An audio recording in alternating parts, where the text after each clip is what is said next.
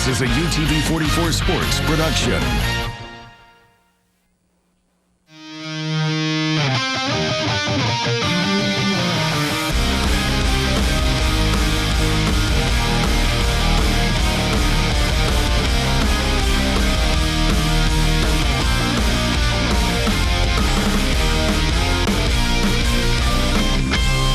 The UTV 44 High School Football Game of the Week, presented by Subway.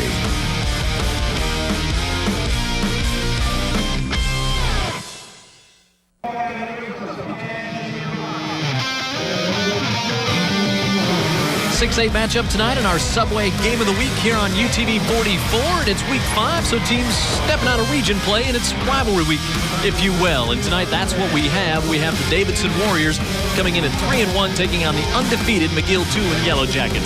Good evening. I'm Jim Cox. My partner's Dan Brennan, Vic Lockett. Dan, one of the interesting sidebars to this game, if you will, and we've seen it over the years, when you get a chance to see one of those real rare Division I prospects that you look at and go, he's just not going to play on Saturdays, but he's probably going to play on Sundays. Yeah, Alphonse Taylor's the guy that Jim's talking about. 6'6", 200. McGill wishes he was 254. He's 354 pounds. You see the agility here. He's already a commit to Florida State. He's headed to Jimbo Fisher's way down in Tallahassee. A young guy that really was not crazy about the whole recruiting process because he wanted to get it out of the way and refocus on his team. I think it says a lot about Taylor. Also, keep an eye on him. Make note where he is along the line of scrimmage. That's where Davidson's going to run the ball. Yeah, and on the other side, he's going to be a guy, short yardage situation, will come out on defense, and he's going to see Trey Roberts because he's going to have the ball for McGill. Yeah, Trey Roberts last week had his coming out party, and he had 200 yards just in the first half. Take a look at him there. He's got good hands as well, so that'll be something that Davidson will have to deal with. He has his pad level up a little high, but he'll get it down low tonight because Davidson defense will require it. Yeah, should be a great matchup. That's why it's the UTV 44 Game of the Week, brought to you by Subway. Stick around. The kickoff comes up next. It's McGill and Davidson here on UTV 44.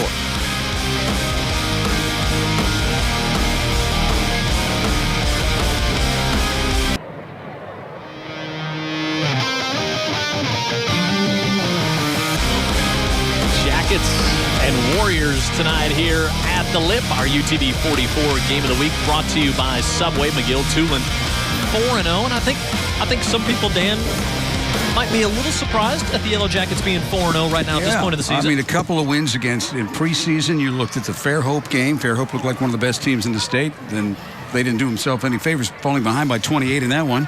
They get Foley, traditionally a very good team, early in the season. They are able to knock them off. They're in great shape in Region 2. So they've come out. They've got the 4-1 lead, 4-1 record. 4-0 record. 4-0 record. Davidson comes in. They are 3-1 on the year. They've played a brutal schedule to get through their 4 games, Dan. Yeah, including LaFleur early, barely a win. Physical teams, Viger and Blunt. And they only have 1 loss. One thing that this team has really been tested against physical, tough, fast opponents. So Davidson's not going to back down anybody. Really an interesting contrast in teams and styles. Yeah, and, you're getting back to McGill. They're starting out with just undefeated, no losses, and a new coach. That shocks me. And I think McGill is going to see what Davidson has been seeing past few weeks going up against a big physical team. McGill has not gone up against a team like this since the preseason game against Viger right here. And I was at that game, McGill had a lot of trouble moving the football on offense. Yeah, that's going to be the storyline tonight, without a doubt. Let's go down to Matt McCoy again, fill it in. Good evening, Matt. Good evening, guys. How you doing? Wonderful. I'm going to tell you what, guys. It is like electric down here on the field. Field, perfect condition. I'm watching Davidson warm up. They're big, they're motivated, they're fired up. I'm watching McGill warm up, steely-eyed like a machine, and they're quick. It's going to be thunder versus lightning tonight down here on the field. Yeah, I want I want my yard to be in this perfect condition too, because it's that nice turf they have here. Right.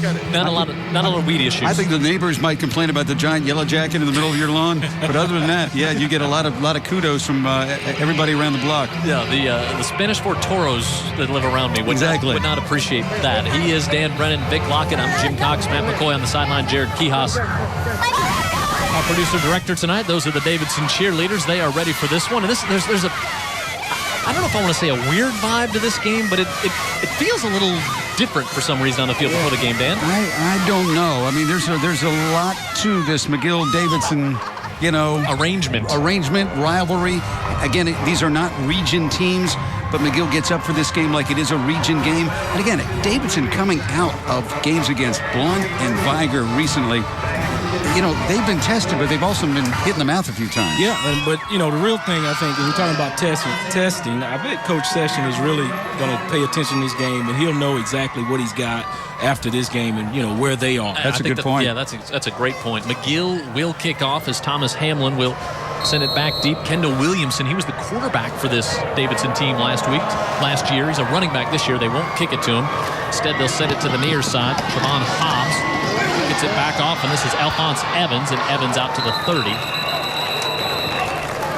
And that's where the Davidson offense will start. They didn't want to get it to Williamson. They go with the short kick to the near side. Here's our starting lineups brought to you by Greer's for Davidson. You see Taylor, Dan talked about him in the pregame show.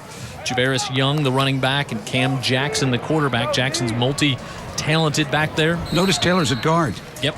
This is a guy that's been playing tackle. So, again, where Taylor is, that's where you're probably going to see the run game go. You're going to see a lot of, not a lot of side-to-side is what we're guessing out of Davidson tonight. A lot of stuff in between the hashes.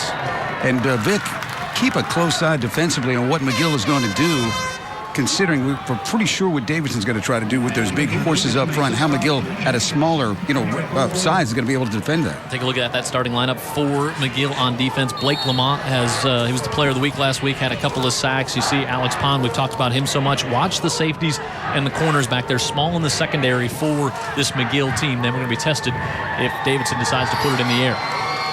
Again, they'll give it off to Young, and he's hit on the right side and pushed back. No surge on the right side of the line. A good penetration by the Yellow Jackets to start that one off. Then to fill into your point, McGill always going to be technique and sound and how they run their defense, and that's how Coach Session is. So that's what they're going to have to be tonight. I mean, they're an undersized team, so they're going to have to be good and sound with their pad level and have their techniques and gap responsibility. Garrett Myers, by the way, he was right there on that tackle, and he was celebrated by the New Horizons Credit First and 10 Club as the Defensive Player of the Week. He had double-digit tackles last week. And a good look at Taylor there. This is 3rd and 5. This is not Davidson's strong point, is that 3rd and long, and now Jackson looking to throw it, and that one incomplete. Just tried to go down the far sidelines, and a 3-and-out it appears as he looked for Glenn Johnson for this McGill defense, and what a confidence builder that'll be, Vic. Sure, getting the 3-and-out against the oversized team. On that particular play there, he went the right direction. He went right into the teeth of the blitz. Just he wasn't on the same page with his receiver. So the quarterback for Davidson, I'm sure, is going to have to make some of those passes because McGill will get them in those situations where they're 3rd and short. Perkins to punt. And 3rd and a little too long to just run it. Filbert Marshall back deep. The Jackets come with some pressure. Good punt. Marshall will go all the way back to the 26, makes a move at the 30. There's a flag. That's going to be a block in the back. And there's another flag, and there's yet another one. And finally pushed out of bounds is Marshall. But this one's going to come way back, and McGill's going to have poor field position to start this drive. A couple of guys hustling, a little bit too anxious on the punt return team. And it's kind of hard. You make light of it, but it's kind of hard sometimes to resist making that block. It feels so good, especially early in the game, doesn't it, Vic? Just to go hit somebody. Oh, sure. Just got to do it legally. Coach has been on you all week by getting the block, and you see the back of his jersey. You got to let it go. Now, this is going to be 2 different infractions here. Well, Davidson needs to pick that first one because there's Don English, the referee, and where the first flag fell is where they'll march it off from there. And you're right, McGill will be back probably somewhere inside the 20. We have 3 blocked in the back. Wow. On the punt return, we're taking the deepest block in the back. It'll be 10 yards from that spot. 1st and 10. They'll move McGill back to the 17. That's where they'll start. Well, you guys saw it in concession. Jim, you called the first one. Dan, you called the second one. And then I think you called the third one, too. And now I think this is going to be very interesting, guys. This is a Davidson defense that, again, is unlike during the regular season anything McGill has seen in terms of size and speed and tenacity. Jason Smith, junior quarterback, 6'2", 165. He's thrown for 447 yards this year and 5 touchdowns. Rushed for over 300 yards and a couple of touchdowns as well. Play clock down to 2. They're not going to get this play off. They're going to get a penalty to start the game. Oh boy, that's not. Now they're going to be back to the 12. That just took forever to get that play in. It looked like they were trying to give him a new wrinkle. I don't think we've seen them come out first down and go to trips like they did, and trying to give Davidson something to think about and something new to spread them out, I guess. We have a dead ball foul. Delay of game on the offense. 5-yard penalty. Replay first down. Like Don English. Tells you what's going on, gives you the good officials' mechanics, and off we go. Remember the old, in the old, I may be dating everybody here. I don't know. I better be careful. You were looking around when you said the old. the old magazines that you get, the football programs, they would have the officials. Yeah, the page with all these signals on there. Yeah, right. Okay, I'm glad I'm not the only one that remembers that. Give this one off to Roberts, and he's trying to get it to the near side and cuts back, and Trey Roberts is going to get out to the 25. Picking up where he left off last week. And we've got an injured Warrior back in the backfield as well. Looks like Chris Walker. Yeah, looks like it's Walker's down. There's the offensive starters for McGill-Toolen. We talk so much about Trey Roberts. He's had such a couple of big nights here on UTV 44 over the years, including last week. You see the guys up front. When they do throw it, they'll look to get it to number 24, Carl Lee. He leads the Yellow Jackets with 274 yards of receiving. And we'll see Chris Walker. Big defensive tackle. Look at the Warriors. Good player. Starting lineups, Williams, Herlong, and Walker. We see him leaving there. Craig, Riley, Pat Thomas has just played lights out for Davidson to start the year. 32 tacklers, the team's leading tackler, and Coach Riley said he is just one of those great high school football players. How about McGill's able to get the first down on a 1st and 15. See the rest of the starters there, and get a good look at Jason Smith. What does the threat of Jason Smith do to a defense? There you saw Trey Roberts take advantage of it right there. Well, if he's spread them out like he does, and then he doesn't see what he likes downfield, we've seen him take it right up the middle and gut people. So he's a dual threat for even running the ball himself. So McGill has got some weapons with these big boys. They just got to maximize them. Spread it out here again. Empty set for the Yellow Jackets. Roberts comes in motion, and we'll get another dead ball foul here. Yeah, when you try to put that new stuff in, sometimes, you just don't get it snap, crackle, correct. So you start thinking a little bit. You'll get anxious. Somebody may line up wrong. Somebody may jump a little early.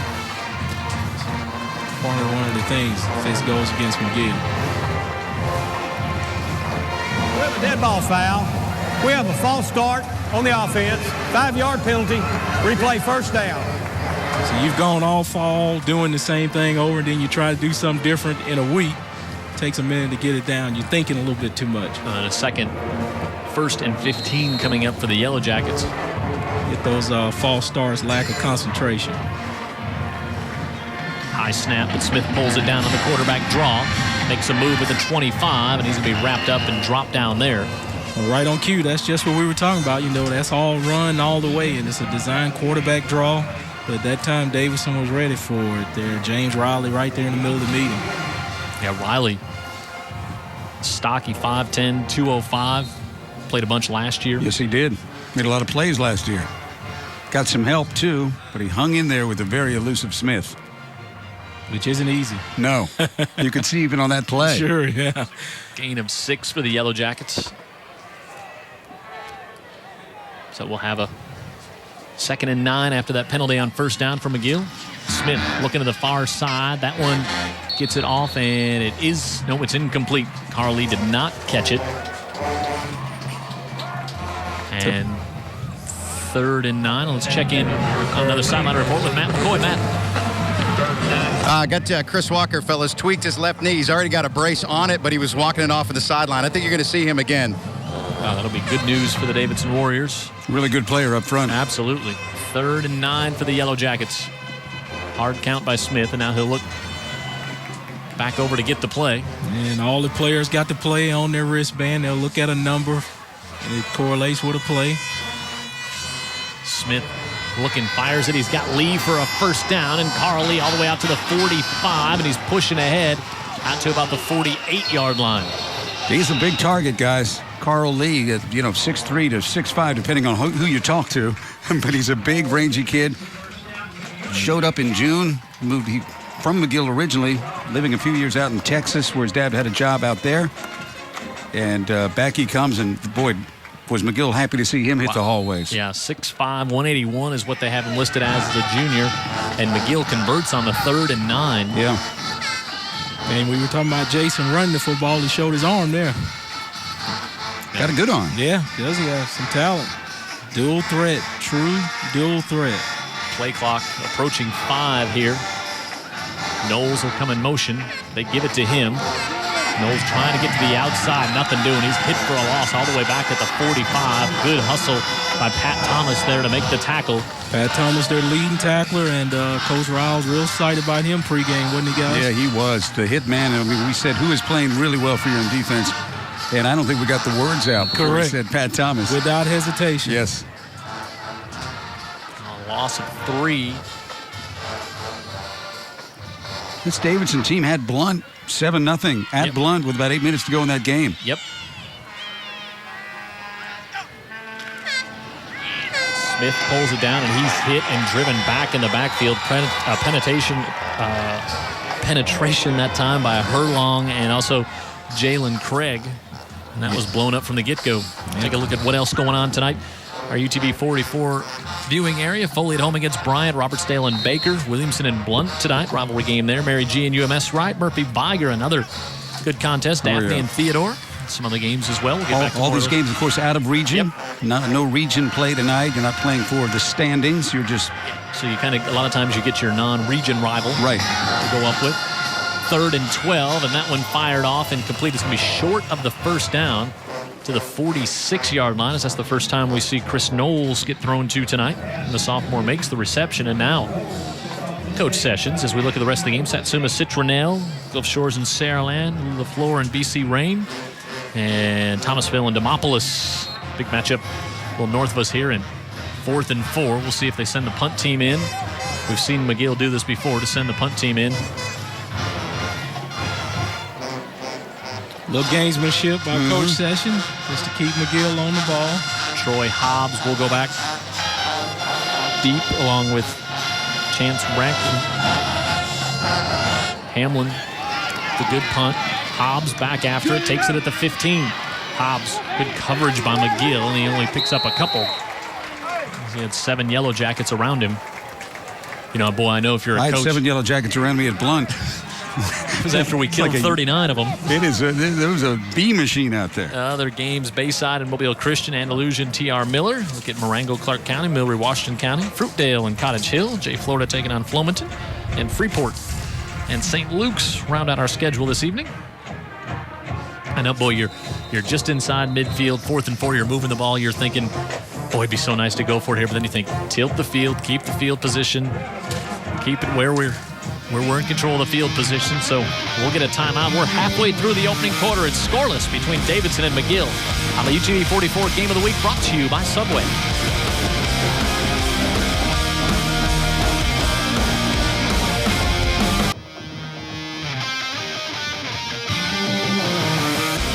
Halfway through the opening quarter here at the Lip. Scoreless. Have to wish Archbishop Lispcomb happy 80th birthday. Yes. This week, Bart Sessions talking about that in the pregame show. Is Jackson holds it. He's going to cut it up the right side. He's got some room, and he gets brought down. And Davidson's calling for a horse collar on that one. Well, from here, it certainly looked like so, but I don't see any referees concurring with him.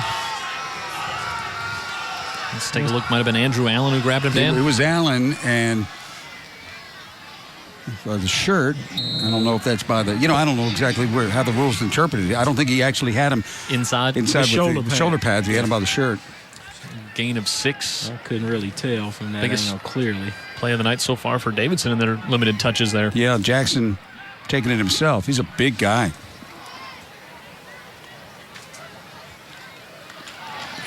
Jackson brings it around to the near side, trying to chase him down. Jalen Square and tripped him up. Otherwise, that was going to be big yardage.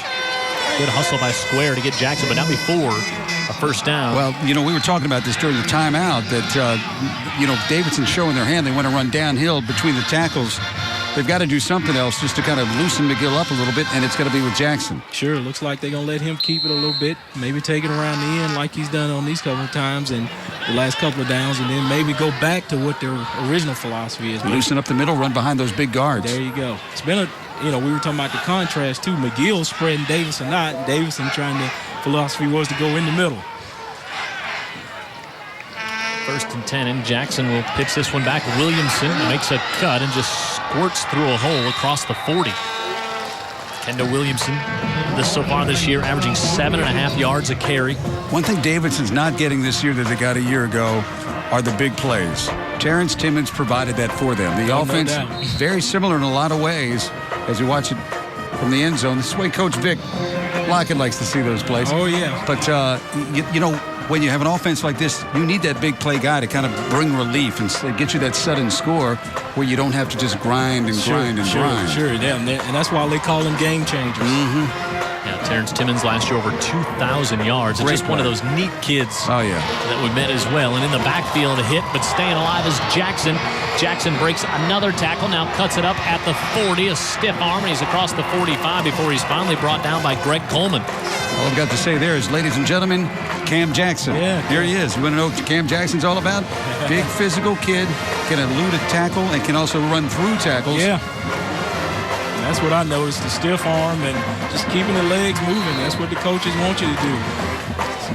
We've had quarterbacks in Davidson, and not to say that other teams don't have this, but we've seen guys with Davidson who are really competitors, haven't we? Oh, boy. Hard-nosed kids at quarterback for this team in this offense. And I think you have to be a hard-nosed quarterback to play in this offense for Fred Riley. And to listen to Fred Riley. Up the middle, trying to break one free is Young, and he'll pick up another first down on 3rd and 1. He's into McGill territory. Fred was a quarterback in college, okay? He kind of focuses in on the quarterback a little bit. And I know that from drifting over to a Davidson practice, you got to be thick-skinned, I should say, to play QB at Davidson. I think that's for a lot of coaches, though. I mean, I think you got to be thick-skinned to be a quarterback for a lot of coaches. You weren't there. Yeah, but particularly, Jim, I think you hit it on the head for Coach Riley, and, I just kind of get the feel from him that, and you want the players to kind of be like the coach, and you're seeing that with him. You're right. Young and Williamson in the backfield. Jackson will keep it. He puts the head down and tries to push forward, and he'll be stopped. He'll pick up maybe a yard, and we'll see some substitutions come in on the McGill side. He popped it in there like 1980 William Andrews. Yeah. I mean, he just went ducking his head yeah. on submarine, but I'm sure Coach Riley would like him to keep his eyes up and look for the hole and have some vision about it. We talked about it in the pregame show, the interesting chess match. Fred Riley, the head coach, the offensive coordinator. Art Sessions was his former defensive coordinator at Davidson, and so he's kind of matching wits with both Coach Sessions and Ricky Chancery. Yeah, and they met again after that when Sessions went to Prattville, some very contentious games, and then Daphne last year. Yep. Kendall Williamson hit, but shakes off a big hit.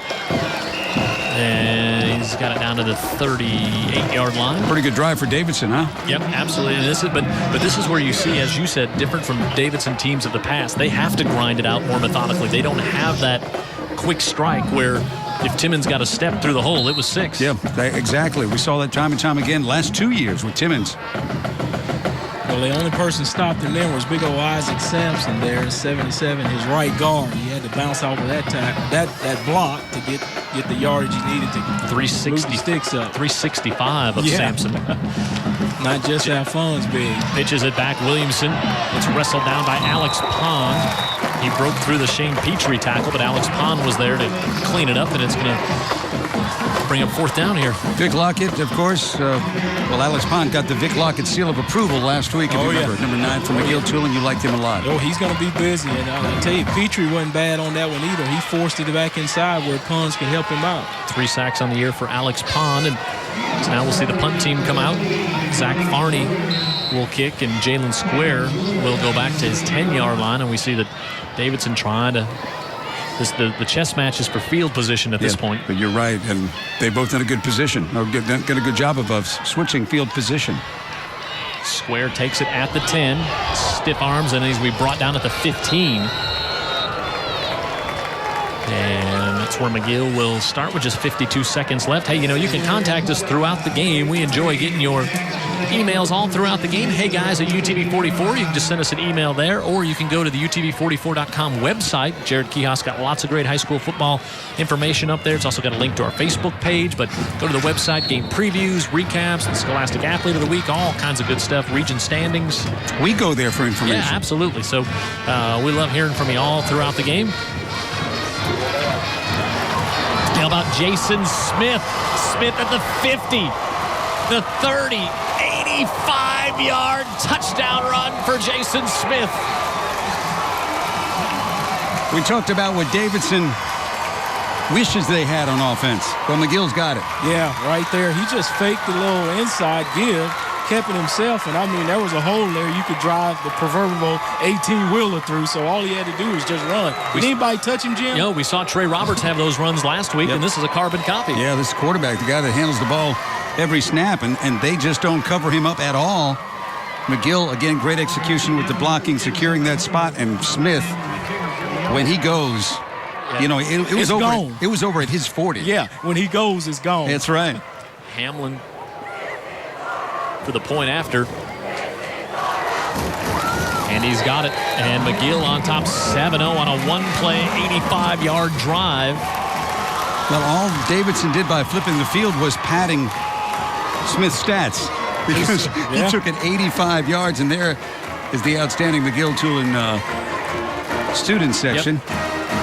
Well, guys, I told you I wanted to talk about it. Both those guys are big-time threats, and I knew it could happen in this game, because once you key on one, then the other one's going to gas you. So you got to be sound in your defense, and I'm sure Coach Riley knows it. I tell you about our presenting sponsor each and every week. It's Subway. Play hard, eat fresh. Subway, proud to present high school football on UTV 44. When you're in there getting a sandwich, maybe it's breakfast time, lunchtime, or dinner, thank the folks behind the counter and say, hey, we appreciate seeing the games on UTV 44.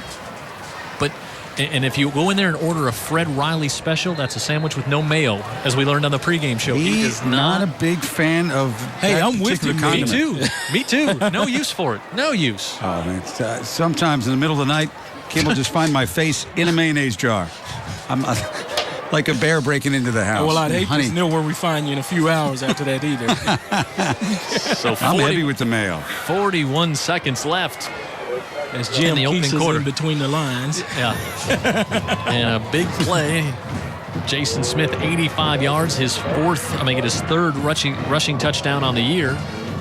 He'll have more. And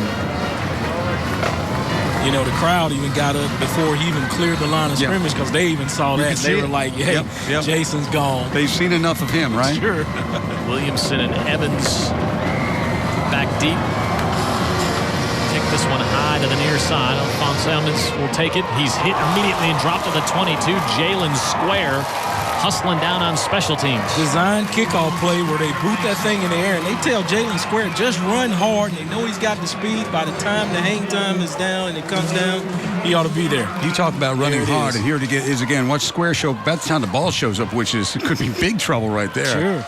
And also give Hamlin some credit, the kicker, to put it up there with the right amount of hang time. And talking about playing fast, this McGill team, they do everything 100 miles an hour, don't they? Yeah, they're moving, and that could be a turnover situation, so keep your eyes on that. There's Jalen Square, 5'11", 167 junior, yeah. And now we'll see if the Warriors can answer back. Cam Jackson looking to throw. Jackson looking to air it out into double coverage on the far side, picked off by Jalen Square. Just what Vic alluded to. Jalen Square, I was about to say, he's also roaming back there deep in the secondary, so he'll make a play. Almost gets the turnover on the kickoff, but gets it here on the interception. This is a tough place to throw it with two defenders. Jalen just did a good job trying to come over the top. The ball was short and wide, and he just kept running and pick it off. And sometimes you see, that's McGill comes up with a big play. Davids tries to answer with a big play of their own, not what they do, and now suddenly it's a big play, but for the other direction. You're exactly right, and Fred Riley was talking about running the ball, hopefully effectively is what he wanted to do, to set up two things, okay? He wanted to run it effectively, which they haven't done so well, a little bit tonight, to set up one-on-one deals on the outside. Well, that time, There's double coverage. There was a safety there. No one-on-one. No one-on-one there. Davidson defense out on the field again, and Jason Smith now looking for the home run. Smith looking for Carl. Lee's got a touchdown, Yellow Jackets. Jason Smith, truly the dual threat. How about the tete-a-tete going on between the play calling here? Yeah, that's home run, home run, home run. That's how you do it, right there. Now, there might be some, concern about was the referee in the way, but Lee had a step. I mean, that was... Yeah, he was clearly going behind. Yeah, inconsequential. Yeah, part of the playing field. So, 2 plays, a 85-yard touchdown run and the fireworks are already going. 49-yard touchdown pass for Jason Smith.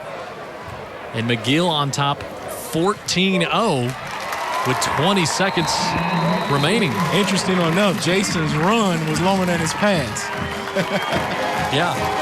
And the pass was a long one. And you can just feel that some of the folks at home right now that maybe watched last week too, and now this week as this game unfolds saying, McGill's pretty good. Yeah. I mean, they are showing it in so many different ways. Yeah, and you can go talk about how good McGill looks right. They put up 42 in the first half for the last 2 weeks combined here on UTV 44. Right. You can talk about that on the Facebook page. We'll try to monitor that throughout the game as well. But, wow, both coaches, the play calling, I think, is just very intriguing. The McGill, you see so many coaches do it, Vic. They get that turnover, and they go right for the jugular.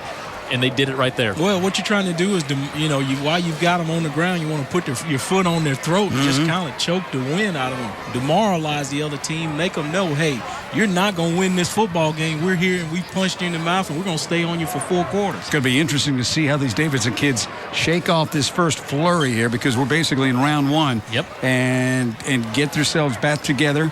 Here's the McGill sideline where they are pretty excited at everything that's happened so far. And even when McGill didn't score on their drive, they moved the ball pretty well. So this Davidson defense that I thought might stymie McGill a little bit, so far, Mac T's had some answers. Yeah, the fleet guys are winning. That's what's happening. Yes. Hamlin again to kick. Same thing comes to Evans again, and he's looking for a number 1, you can bet. Evans takes it at the 20, and he's going to be hit and dropped at the 20. Jalen Square and a whole host of Yellow Jackets there again. And now some pushing and shoving at the end of this one. Jalen Smith being a game changer in this game himself, defensively and on special teams.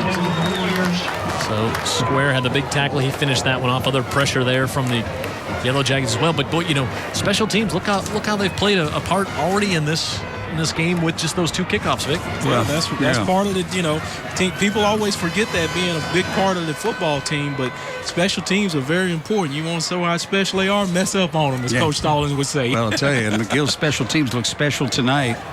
And again, usually when you have a well-coached team, your special teams are going to be pretty good.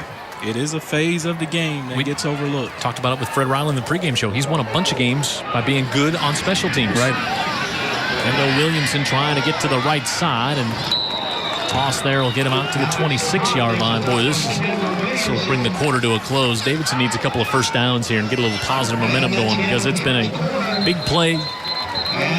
Strike through the air and 1 on the ground for McGill. And they have got the lead through 1. It's 14-0 Yellow Jackets, undefeated on the year, and on top early in this one.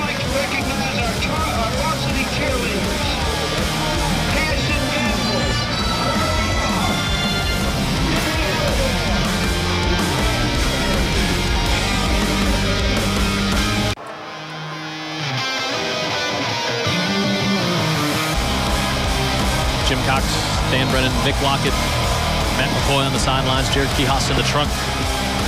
McGill on top 14-0 to open this one. And Cam Jackson cuts it up the middle, and Jackson's going to have a first down for the Yellow Jackets, and a flag comes in, kind of where you think that may be a face mask at the end of that. Yeah, I mean, Jackson, he competes, and he's got a small second. When he gets to the secondary, he's got a pretty good advantage. He's a big guy. And he's looking for the contact. Yes, he is. And he doesn't want to receive it. He's trying to deliver it. No face mask there. Add to the carry. Kick the sticks forward. You take a look at him here. He pulls it out himself, and this may be his strong suit. Look, he wants to deliver the blow to square there and keeps it going. That was Greg Coleman, guest on our pregame show. So, just didn't look like a young man who would grab a face mask on the pregame show. No, did he looked like a young man who would win a spelling bee. I'm sure it was incidental. Hey, we never try to on defense.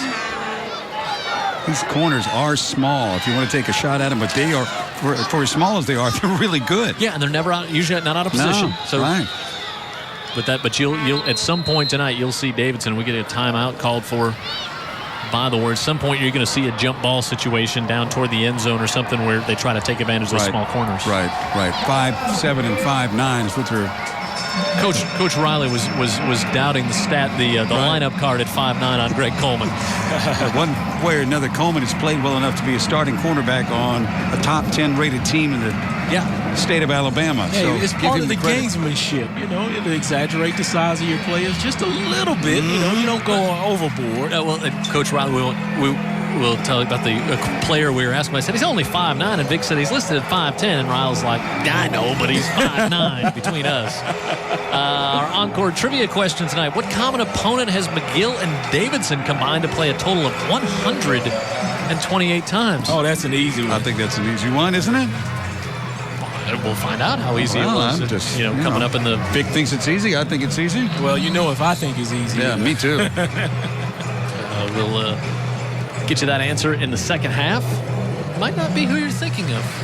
Well, then it's not easy. It may not. It may be a twist to it. But it might be who you're thinking of. I think it is, and it's easy. Just saying. Man, I tell you, when Davidson's offensive line comes out there, this press box starts to shake. Yeah. There's some big boys out there. So far, McGill hasn't shaken too much. No, they haven't.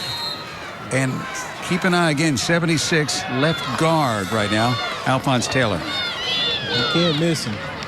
Pitch in the backfield. Williamson feeling pressure. Great block thrown by Cam Jackson, and Williamson able to get to the 40. Drops the shoulder before he's brought down by Jalen Square. Jalen Square just roaming back there, being the last line of defense like he's supposed to, and just coming up making the play. How about the block by Cam Jackson on the cutback coming here? He loves it. That quarterback can shine from any contact. He loves it, doesn't he? Yeah. Andrew Allen was the one there, and Square comes up to make the tackle.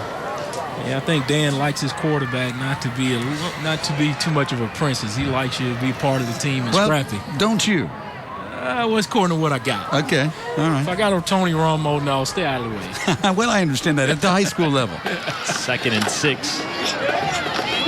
Give up the middle, and it's Young pushing ahead to about the 48. McGill in the middle of the line, holding their own against the massive size and talent of the Davidson offensive line so far. And you could see the difference in mass as you take a look at that good end zone shot there. That's the one you were looking for. I can see why. And you could tell just how different. Henderson, for 63, Henderson goes 276. And he's a little boy. And you look at him in that picture, and you're like, boy, Sampson is 365. We've talked about Taylor at 354. Taylor's the one heading for Florida State. Great kid. Wonderful guy. 3rd and 3. Flag. This one going to go against Davidson, it looked like. And Davidson also wanting the pass interference on the far side. And I think that was a play right there. Davidson's hoping to get something because on 3rd and 3, a downhill running team, McGill's got to be looking for the run right there. It's two down territory, you could say. And they try to get something on the outside and probably wanted more than just the first down. Yeah, trying to catch them asleep, just making sure they're playing their defense honestly. So false start whistled. They'll get a second try. No, they'll wave it off. Oh, no. Yeah, McGill's going to say no. I would think they would decline the penalty, make it be 4th down. We have illegal formation on the offense. That penalty is declined. 4th down. Now, Davidson's got to think here. Shane Petrie. Well, you said it's 2-down territory possibly, so right. It looks like Coach Riley's going to agree with you. Wow. Getting the offensive place They've been trying to play field positions. We watch our replay here on the attempt as they tried to get that one off to Williamson out of the backfield, and they're going to go for it.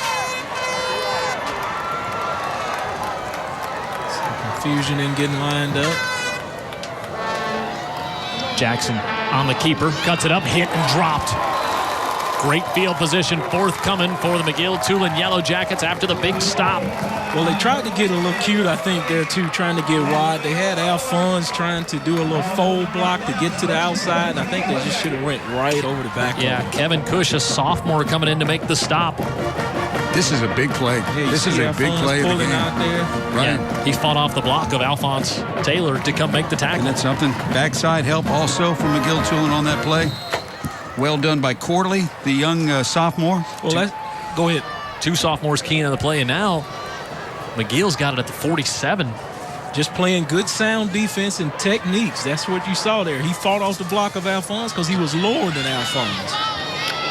This one direct back to Trey Roberts. Did you like that not punting there, Vic? Not now. In retrospect. Yeah, it's always easy to make those calls, but I thought maybe they'd punt just to try to keep McGill. You know, I know they've had the big plays, but try to keep them back. Keep pushing back, yeah. Now you give them the short field and you put some pressure on your defense. Yeah, the defense has been feeling the pressure of McGill all night long as McGill has spread the field and spread this defense out. Roberts picks up 6, and he's back at the Wildcat. And he'll hand it off. Nope, he fakes the handoff to Jay. No, he did give it to Jason Smith.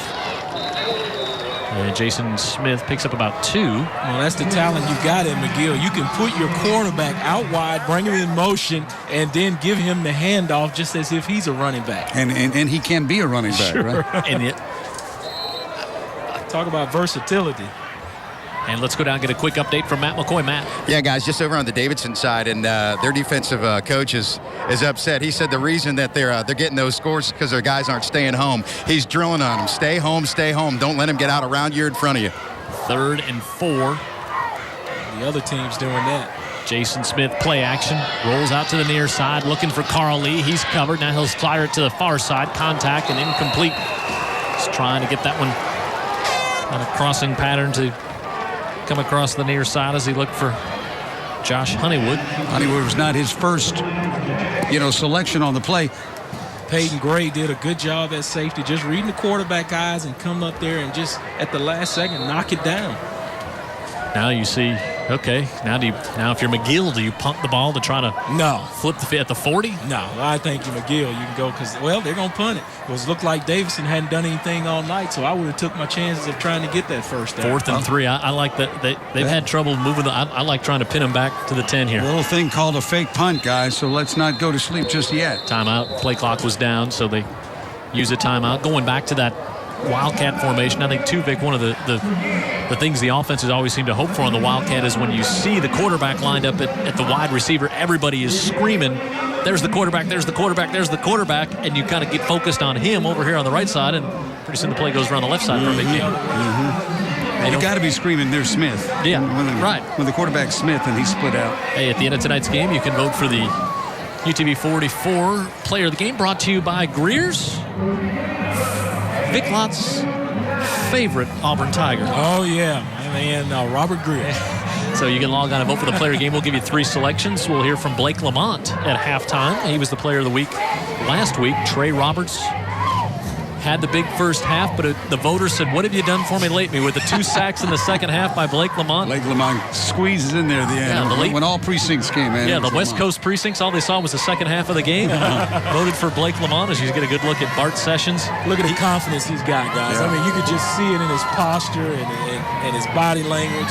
We got this, guys, and he's trying to exude that to his team. Well, he walks onto the field looking like Eastwood in High Plains Drifter. He just looks like a guy that's showing up middle of town at noon looking for trouble, and he found it. Dan, there you go dating yourself. That movie was made when? It's a great movie, Vic. Okay. Was that the one with the monkey in the truck? If it was, I wouldn't have brought it up. We'll check out Turner Classics and catch it. Let me tell you, Coxie brings up monkeys in the pregame show. Thomas Hamlin will punt. Dan says watch for the fake. No, I say just be aware that it's out there. Hamlin with a great kick.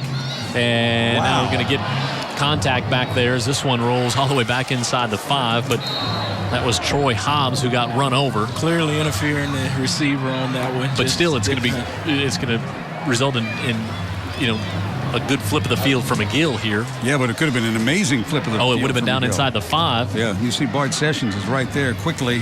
Little teachable moment. Yeah. That's sort of what it's about in high school football. Albert Robinson. So he'll be okay after Coach Sessions give him a little session. He's getting one right now. Some other folks who bring you high school football every week on UTV 44 Encore. Thanks to Paige Plash and all of our fine friends at Encore Greer's Market since 1916. Spring Hill Toyota, they bring you the scoring drive every week. Davidson Fuels and Oil. 1 for 1 so far on that one this week. Yeah, they're doing great. Great completion percentage by me on that one. They only have one kind of oil over there at Davidson's. So they'll walk a lot of fuels. They'll walk off the penalty. We're down to 8:23 to go here in the second quarter. There's Fred Riley, and I think he's going to make him kick it again. If he's got the option to do it, I don't blame him. Man. Yeah, so they'll back him up 10 from the line of scrimmage. And he might also be, looking for a big play from the punt return. I mean, they need something to happen, and they haven't had much happen good offensively from the line of scrimmage, aside from Cam Jackson himself just keeping it. They need something good to happen. Totally quick. agree. Yep. And that's not their game. No. The quick strike. That's not their. And in the past, they didn't necessarily rely on the quick strike, but they had it in Terrence Timmons. Yep. He could provide it for you. They could bludgeon people, but Timmons then would hit that big one, and suddenly you had points. Well, Troy Hobbs back there, he's going to give him a shot at it again. He hadn't shown any fear all night, so pressure coming. It's a good punt. Hamlin not nearly as good a kick, and so the Warriors are told to get away from this one. And it's going to be down to 31, so really, only a punt of 14 yards from the original line of scrimmage. M&S Music bring you the halftime show. Also want to thank our instant replay sponsor, Navigator Credit Union, and Caligas, print with people who know color. Good folks at Caligas, and so better field position for the Warriors, and they need it here. Down by a couple of scores. Still early enough to play their game. A lot of ball time left. Jackson gives it off, as we'll see Alfonso Evans, his 10th carry of the season, checks into the backfield. But keep an eye on that middle of the line of scrimmage, and let's talk about what McGill is doing to offset the size and talent of Davidson's middle three right there, because that was obviously their plan. Yeah, what I'm seeing early is they're trying to get to the second level but not securing the first level. And you're seeing, Alphonse standing back deep in the defensive back, at mid-level there with the linebackers, and he hadn't took anybody out. So they've got to take care of the first level and then go to the second level. Jackson gives it off, and hit in the backfield again is Evans, and coming in to make the big stop on that one is Richard Lucas. And Richard was head up or shaded one way of Alphonse. And, as he slapped his hand there, he knows he missed that block. You got to take care of business at the first level before you go to the second level.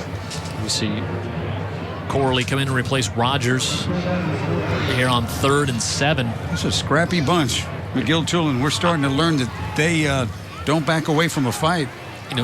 We talked to Coach Watson, the Foley coach, before the game, kind of saying, hey, what do you see? He's like, those kids play hard every play. Talked to Fred Riley about what do you see? They play hard every play.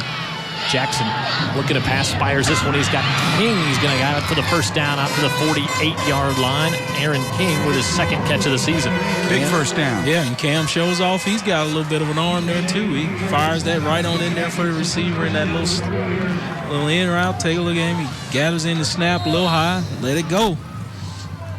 Receiver catches it there, coming across the middle. Kicks the sticks. First completion of the night for Jackson. He was 0 for 5 last week. We've done, he's 1 for 4 now. We've done Davidson games in the past where we haven't attempted a pass during the game and won the games. We'll see now Jaquel Craig come into the backfield for Coach Riley's Warriors. You see Davidson getting pretty big splits there between those linemen, but McGill's not buying it. They're just playing their techniques. I mean, just like we talked about Dan earlier, this is what the little scrappy kid is going to have to do. He's going to be sound in his techniques and under the pads of these big old guys. Blake Lamont there, our player of the game from last week. Doesn't matter how big you are. If you guys have heard it, all the time. The lowest man wins. There is a lot to that, but the lowest man still got to have some feet and agility. 2nd and 10. Up the middle now, breaking for the first big one of the night for the Warriors is Young, and Young at the 20 looking for a block downfield, and he's brought down inside the 15. So we see our first big strike of the night from Davis. Juvaris Young with a long run, and it's going to be a first down for Davidson. Boy, did they need this, huh? Yeah, that was some clear knot right there. I saw him got the first level and the second level, so yeah, there's some room there.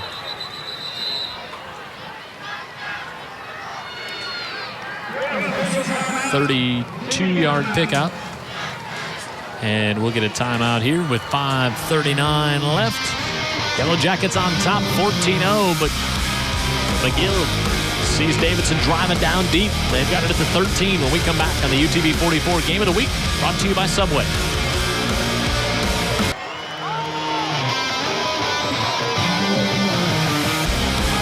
Dan has been saying Davidson needed to get something going, and they've got it here at the 13. Jackson with the give, and Young pushes it down inside the 10. Yeah, more specifically, Jim, what I was saying is Davidson needs to get something big, because just to grind it, is asking a lot, and they got something big, so now they don't have to, you grind it from here. See, Jackson stood up there. Garrett Myers with the hit, but he falls forward. Yeah, nice strong run. See, the grind works when you can get one of those big ones every so often. And you only got to grind so far. That's right. 2nd and 5 from the 8. Give it back off to Young, and he's up the middle for a touchdown, Warriors. Well, whatever was going wrong in the middle of the line, they're cleaning it up. Yeah, they've got to correct it. You got to take care of the first level before you go to the second level, and I'm sure you'd see it here on this play, because I did see the back of Alphonse getting some folks out of the way. And they're saying that those backs, if you can get to the second level, you take care of that guy. That's your man. You make him miss, you run through that tackle. And that's all the backs want. Get me to the second level, I'll take care and make one of them miss or run through a tackle. Zach Farney on for the point after. And it's good. So the Warriors cut the lead in half. It's 14-7 with 4:55 to go in the second on our UTV 44 Game of the Week, brought to you by Subway.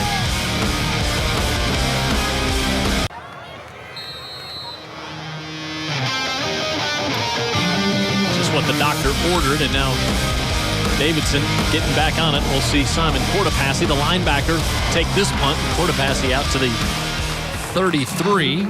Hey, Vic, we got some Hey Guys questions coming in here, and this is from frequent emailer Chuck Dart. He says, on TV, it appears McGill-Toolen has great speed for a smaller team, even over those big tanks on the Warriors' offensive line. Fact or fiction, he asked Vic Lockett. Not fiction, very much a fact. If you take a look at McGill, they're hustling, and they just seem to be popping in the hole when it appears to be open, and they're closing it up. Now we'll see how McGill responds back. They give it off to Trey Roberts as Roberts falls across the 35 out to the 36-yard line. And offensively, they're not going to lose any races with that quarterback and that tailback, because once they get behind you, it is off. Yeah, don't forget about the wide receiver, Carl Lee, 224, long post pattern to him. They've got him in the back pocket, too. Sure. So there's speed all across those skill positions, and Jason Smith, he could play a couple of positions out there, I think. 2nd and 7. Smith on the right side makes a move, tries to cut it back against that big defensive line in the middle. What Smith has, you see a lot of guys that have got that ability to make you miss, but Smith has got the ability to make you miss and then quickly shift that gear and burn it. And look at the Spring Hill Toyota scoring summary. 7 plays, 69 yards. Juvaris Young taps it off with an 8-yard touchdown run. 3.5 minutes on the clock, and here we go. Jackets fired off complete, and they've got it to Lee for a first down on 3rd and 4. Seems to be no panic in McGill. They're 3rd and 5, 3rd and 6, 3rd and 4. They have an idea what they want to do. and they do it. Yeah, they hustle to the line, and you see Davidson trying to make some substitutions while they're trying to get lined up. They're snapping the football. Yep. And, hey, this guy's already ran a curl waiting on the pass to get there. You got it. You do love the chess match going on between the experience of these coaches. Ricky Chancery, defensive coordinator for McGill. Fred Riley, offensive coordinator over there. Mm-hmm. Lots of Friday nights between those two. No doubt. But this is what makes it difficult. When these kids look over here and get the play after the defense is lined up in a formation, the coach knows what's going to work. Right. Smith fakes the pitch, cuts it up the middle, and he falls inside Warrior territory. Hey, we've got more emails flooding into our inbox here. We'll try to pick through them to get the best ones we can find. And this one, this was from Hoot Gibson. Says enjoys being the games after being away from Mobile for 34 years. It's nice to see his Yellow Jackets having a good year. And then he closes it with, they stunk the 4 years I was there, 1970 to 1974. Hoot, not mincing any words. Trey Roberts to the 46. In my experience in life, people named Hoot pretty much come right off the top. Black and white. Yeah, no gray area. Right. If your name is Hoot, you ain't messing around. Here's what I think. Calling it like it is. Yeah, exactly. Most Hoots do. So we appreciate the emails. Hey, guys at UTV44. You can go to UTV44.com and email us there, or send us text messages throughout the game. 3rd and 3 here for the Yellow Jackets as we're approaching 2 minutes to go in quarter number 2. Leons can be very wishy-washy, on the other hand. Yes. I've noticed. Hoots come right at you. Smith cuts it in the middle, and he's going to have another McGill first down. Good job by Smith, recognizing that the outside wasn't there. Just cut underneath of it and get the necessary 2 or 3 yards. And it's almost like Jason Smith, as we watch here, is trying to set up Davidson on that pitch to Trey Roberts. It's like, no, hasn't pitched it, and then they're going to overcommit one time, and he's going to make the pitch to Roberts. That's part of the gamesmanship. That's part of the dual threat, these two guys. You got Batman and Robin, tandem Toolen, whatever you want to call them. Trey Roberts on the right side inside the 40. Little trouble with the exchange between Smith and Roberts there. I think Roberts got so anxious he thought he saw something on that right side and kind of struggled to get the ball. Yeah, those backs will start reaching when they see a hole, and, that could mess up the timing. But, luckily they've got enough skill to maintain it and get the ball, and he kept going forward on that particular play. 2nd and 10, Smith looking to pass, fires the near side. Guess who? It's Carl Lee, and Lee is down inside the 30, down to the 29-yard line. Now they got their offense clicking. He got the run going, got a little bit of pass going, got the deep pass, got the outs. Take a look at the curl right there. He's just standing there waiting for the football to get there, turn it upfield, and get some positive yardage. Kick the sticks again. First down, McGill. Roy Lonzo Rhodes on the tackle. Now you think about this, too. Down to 1:40 to go. McGill gets a score here. McGill gets the ball back to start third quarter as well. Trey Roberts up the middle, and Roberts to the 24-yard line. Now you got to manage that clock a little bit. 2 timeouts for each side.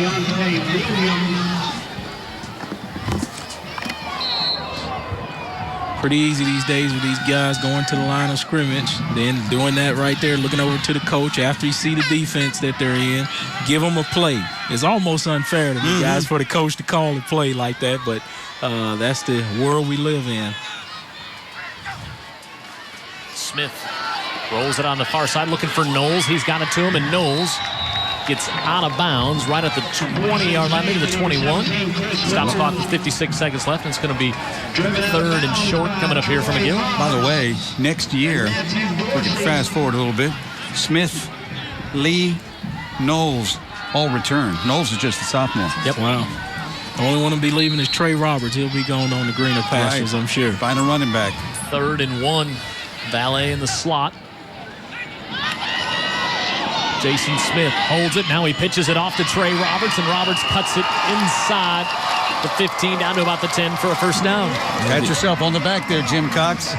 You called it. Yeah, that's what it's about as a quarterback. You got to play that gamesmanship with the defense. It's the game within the game. As you take a look at it here, he hangs on to it to the very last, and that gives Roberts a little more space to even get a couple of extra yardage out of it. Gets out of bounds and saves the timeout. He put Matthew Dorsey in a tough spot there trying to figure out who was going to have it, and Dorsey guessed wrong. Davidson has to take a timeout. Forces Davidson to take the timeout to gather themselves and see if they can make a defensive stand here before going into the half. So McGill saves a timeout here. Yep. They get out of bounds. They save a timeout there. Davidson calls a timeout. They save a timeout there. Yep, down to 50 seconds left, and first and goal from the 11. They could get a first down at the 1, but boy, this is a huge series here. Now the field does shrink in the red zone here. It does. Sure does. Shrink down offensively. But I think when you've got a player like Smith, he like the old saying, he can make you miss in a phone booth. Sure, and then the other thing, I think the entire playbook's in, even though it's a tight space between having Jason Smith and Roberts back there. The other thing they've got, too, in a spot like this, too, is they've got Carl Lee, the 6'5" wideout. The entire playbook. The entire playbook. You've got a guy that can almost act like a tight end down in the red zone and somebody that you can try to find big target in the end zone. Throw him a jump ball, let him go above the rim and catch it. If he gets get the mismatch that he wants on the corners. In most cases, it is going to be a mismatch with that young man. 6'5" wide receivers make for good offensive coordinators, Have don't you they? noticed? Yeah, they sure do. The 6'5" wide receivers that can play. 50 seconds left after the timeout. McGill with the 14-7 lead. They were on top 14-0. Davidson answered back. Jason Smith to his right. Smith looking, now cuts it against the grain inside the 10 to about the 6. He's hit here. He's hit all right. Yeah, 98 came up and put it on him, didn't he? Made by James Riley. Dwight Hurlong, James Riley, and Smith really knew he was in a football game there. Yeah, but that's the thing. That kind of play puts the pressure on the defense. When you got a running quarterback and you roll him out down in this play area of the field, you can do two things. 13th play of the drive here. Smith fires this one to the back of the end zone for Lee. It's incomplete. That's a good throw it away. 16 seconds left. Now you got your third down coming up here. See, and that's what I don't like about when you got a mobile quarterback like that and you're in this area of the field. I always prefer, like he did the previous play, roll him out because that pressures the defense. He can run the football. He can pass the football. That's two things you got to watch out for. But if he drops straight back, you know he's going to try to pass the ball unless something opens up in the middle. That play definitely wasn't nearly the success they'd hoped it would be. Nor did it have a promise even in the beginning. Smith gives it off to Roberts on the left side. He's in for the touchdown, McGill. Or you can just simply give it to Roberts. Right. Well, it's the timeouts they had in their back pocket helped them make that. You could run the running play here because you've got a couple of timeouts. Look at the blocks up front, too. Man, oh, man, oh, man. Especially Will Killian. Yeah, he graded some road there, didn't he? I think he graded roads with two different warriors. Not what you Hamlin expected. for the point after. And McGill attempting to make it 21-7. And indeed, Hamlin does that. Well, McGill not even giving them opportunity to pull even. They're still trying to keep it leaving. Yep. How about the last 2 weeks? McGill has now, put up 49 in the first half here on UTV 44. Hey, thinking about you, buddy. Coach Scott Leslie down on the sidelines for McGill tonight. Of course, longtime coach here. We known him since his Mary G days and had to step down as a coach before the season started and dealing with some medical issues, but loves those kids and they love him. And just one of the all-time good guys in high school football that we've known around since as long as we've been doing this, Dan. No doubt. A friend of UTV 44's Game of the Week. Just a friend to anybody that's involved with these kids in high school football. Well respected and liked by other coaches. Yep. And here's a team. I know it's going to be well liked. They're going to be well respected by other coaches and other teams too, because McGill-Toolen is showing they can play the teams across the bay. Yep. They can play the teams from the city. Across the street. Yeah, right. They can play anybody. Well, yeah, I'm sure this is what Coach Session was thinking about going into this football game tonight. We're going to find out what we've got, because Davidson usually has a plethora of talent.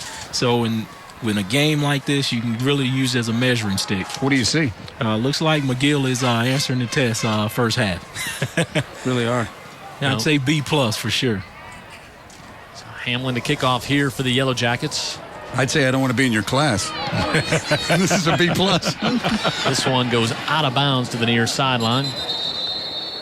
The only reason I'm saying B+, still a lot of football to be played. Yeah. And you want to see how they hold up in the fourth quarter against these big boys leaning on them. So a lot of things still can be shaped as the football game goes on. No doubt.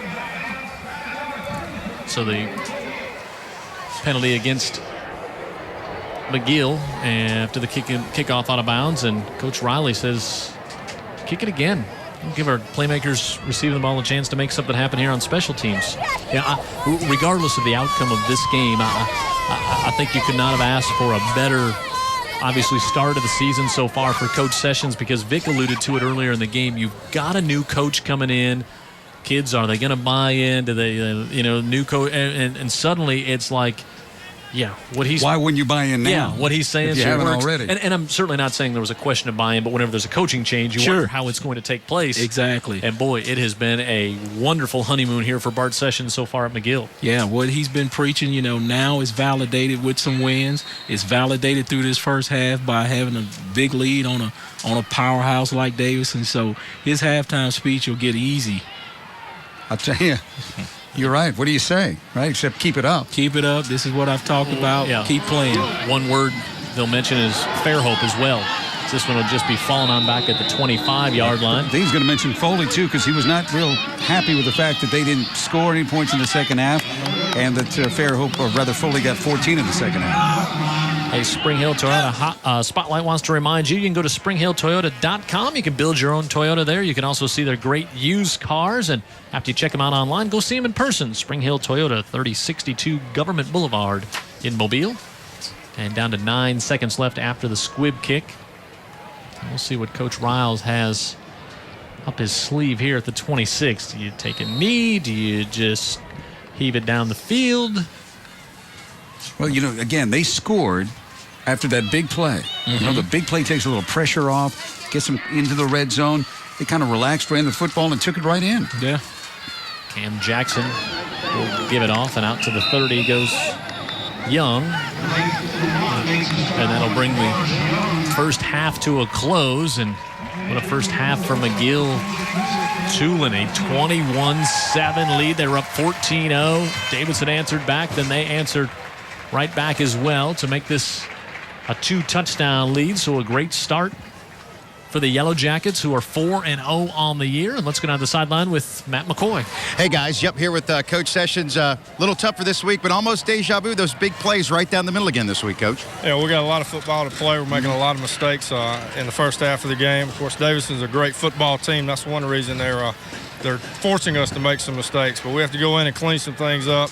It's going to be a four-quarter game. We knew that. They're too big and strong and physical for it not to be. So we got to go in and really play a great second half. All right, thank you so much, Coach. Good luck second half. All right, there he goes, guys. Thunder and lightning. The lightning always comes before the thunder. Right now, that's the way it looks. Coach Sessions, 5th game as a head coach, and has the coach speak down to a T. Yes, he does. Hey, last week our player of the game was from Coach Sessions' team. It was Blake Lamont. Lamont had a great second half, especially picked up a couple of sacks in that game against Foley, and was back there in the backfield the first half, putting all kinds of pressure on the Lions throughout the game, and was excited. It's nice to see a defensive player get that player of the week when you got an offensive player who rushes for 202 yards in the first half. I'll take it every week. Vic, were you skewing the voting, Mr. Lockett? Maybe. I may have tainted the jury there. All right. Blake Lamont, 6'2", 210-pound senior, and really just one of those guys, high motor, gets after every play like every other McGill-Toolen player that we've seen so far. And not freelancing either. He's doing what the coaches ask him to do. Sure. At the end of tonight's game, you can log on to UTV44.com to vote for the player of the game, and we'll see that coach at halftime. We'll see that player at halftime next week of our contest as well. Our halftime score here, 21-7. McGill-Toolen on top. Stick around. We'll hear from the bands on our high school football game of the week here on UTV 44, brought to you by Subway.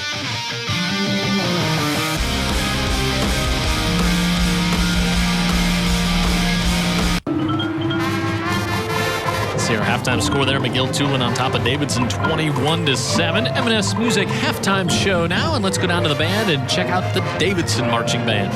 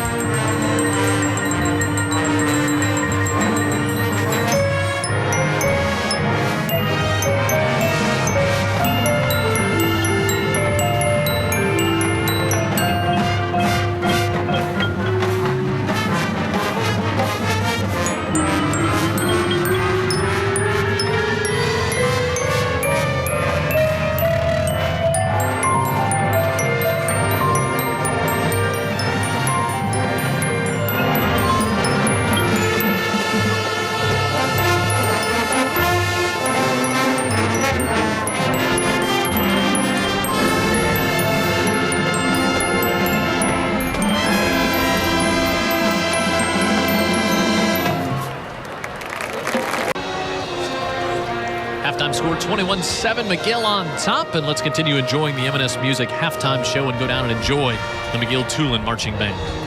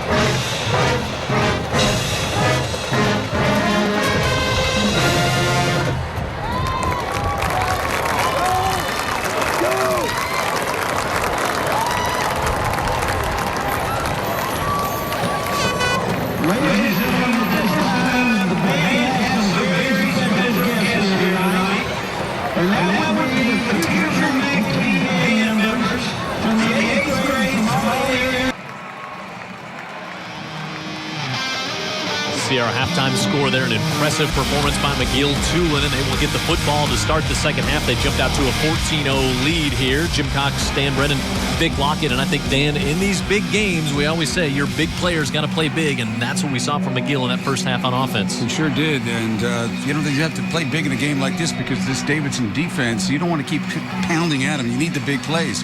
Well, Jason Smith right here, like shot out of a cannon early in the game, first 7. Sure, the little guys are running all over the park on the big guys, so the big guys may just conversely slow up tonight. 85 yards and the touchdown from Smith, and then the 49-yard touchdown pass to Carl Lee, and that's where we're at right now. It's 14-0 at that point, then 21-7 there at the end of the half. That late touchdown by McGill with just 10 seconds left on the clock. You look at the first half, and a couple of things. 254 yards of total offense, including 158 on the ground in the first half, Dan. Yeah, and this is something we talked about before the game, all three of us, just kind of chatting about the game. What do you think? What do you think? Well, I thought, McGill has not faced a defense like Davidson since preseason when I saw them against Viger. Yep. I guess you really can put Davidson in that same category. Viger is really something else.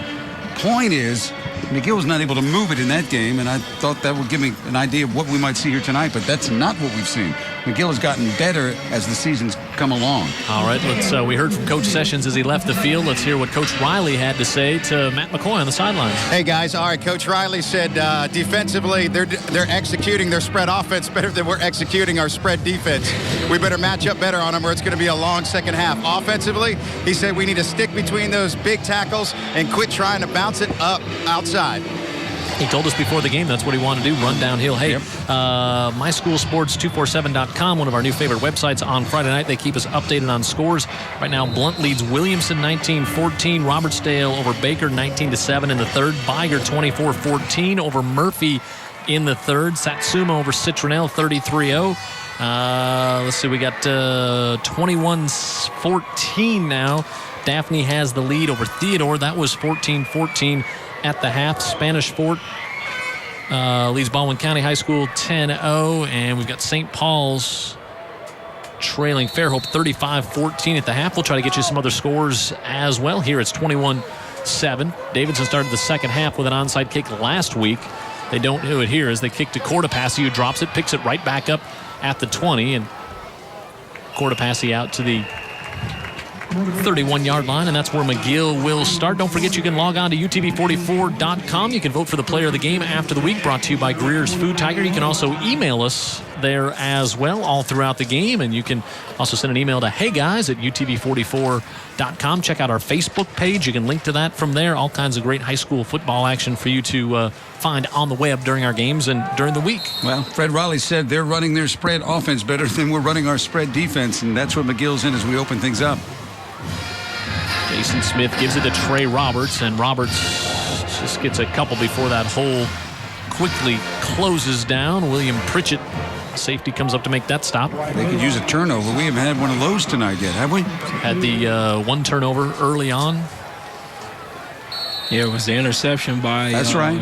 Game changer. Safety, you're right. And that's what set the tone and got the margin where it is. Pickup of 2 to start things off for the Yellow Jackets. Jason Smith pulls it down, squirts through and breaks a tackle. Now cuts it back across the field. Jason Smith at midfield.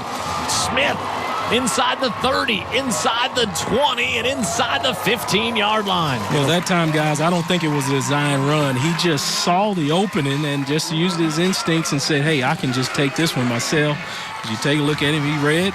No, it may be a design draw. And that's what you saw. It looked like it. Linebacker and safety closing in on him. You think he's dead right there at the 45-yard line, and he is inside the 15. Sure, switching hands with the football like a college-level player. Good job. That's what Davidson doesn't have, but a lot of teams don't have a Jason Smith. No. 52 yards, and this one incomplete as Smith feeling big pressure there from James Riley.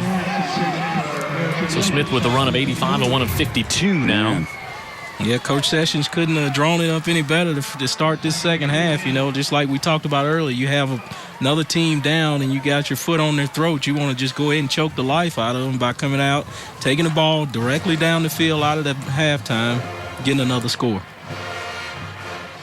2nd and 10 for the Yellow Jackets after the incompletion. Smith tries to cut it up the middle, and he'll get thrown down at the 11-yard line. He'll pick up a couple, bring up 3rd and about 8. A year ago was this game that McGill had just come off a 30-0 thumping at Foley. Jason Smith was really a backup quarterback at that time. He'd been hurt, could not play in the Foley game, so they were down to quarter passing at that time. Smith made his, if you will, debut for all of us on TV and was sensational in a McGill upset. Smith fires it out on the far side, juggled but complete, and Carl Lee has got it for a first down. It's going to be 1st and goal, McGill at the 1. And Jason Smith just working the magic all the way around. Good-looking pass. Throw it straight out there where his receiver can catch it nice, easy, but deliver it at the same time, and then gives the receiver a chance to make a move and head toward the end zone. Yeah, on 3rd down, he's going to be looking for Carl Lee. Wouldn't you? Yeah, no doubt. Lee's been money, too. Even though that one he kind of juggled it, but he did make the play. Davidson trying to make some substitutions defensively here at the last second. 1st and goal for the Yellow Jackets. Smith gives it off. Roberts puts his head down. He's in for the touchdown. A little bit of penetration, but Roberts, just like we talked about, his pad level a little high, but he steps over the tackle and gets the ball across the goal line for the Trey Roberts takes it in for the score, and McGill takes their opening possession in 1:46 seconds, and they have the touchdown keyed by the big 52-yard run by Smith. Yeah, Ian Garrison, the fullback, gets to play a little bit because he hasn't been out there much, McGill being in the spread so often. He gets a chance to hit somebody and does. Clearing the hole. Hamlin on for the PAT. And it is 28-7. McGill-Toolen over Davidson early on in the 3rd. We'll update that Daphne Theodore score for you coming back from the break as well. 28-7. Yellow Jackets on top on the UTV 44 Game of the Week, brought to you by Subway.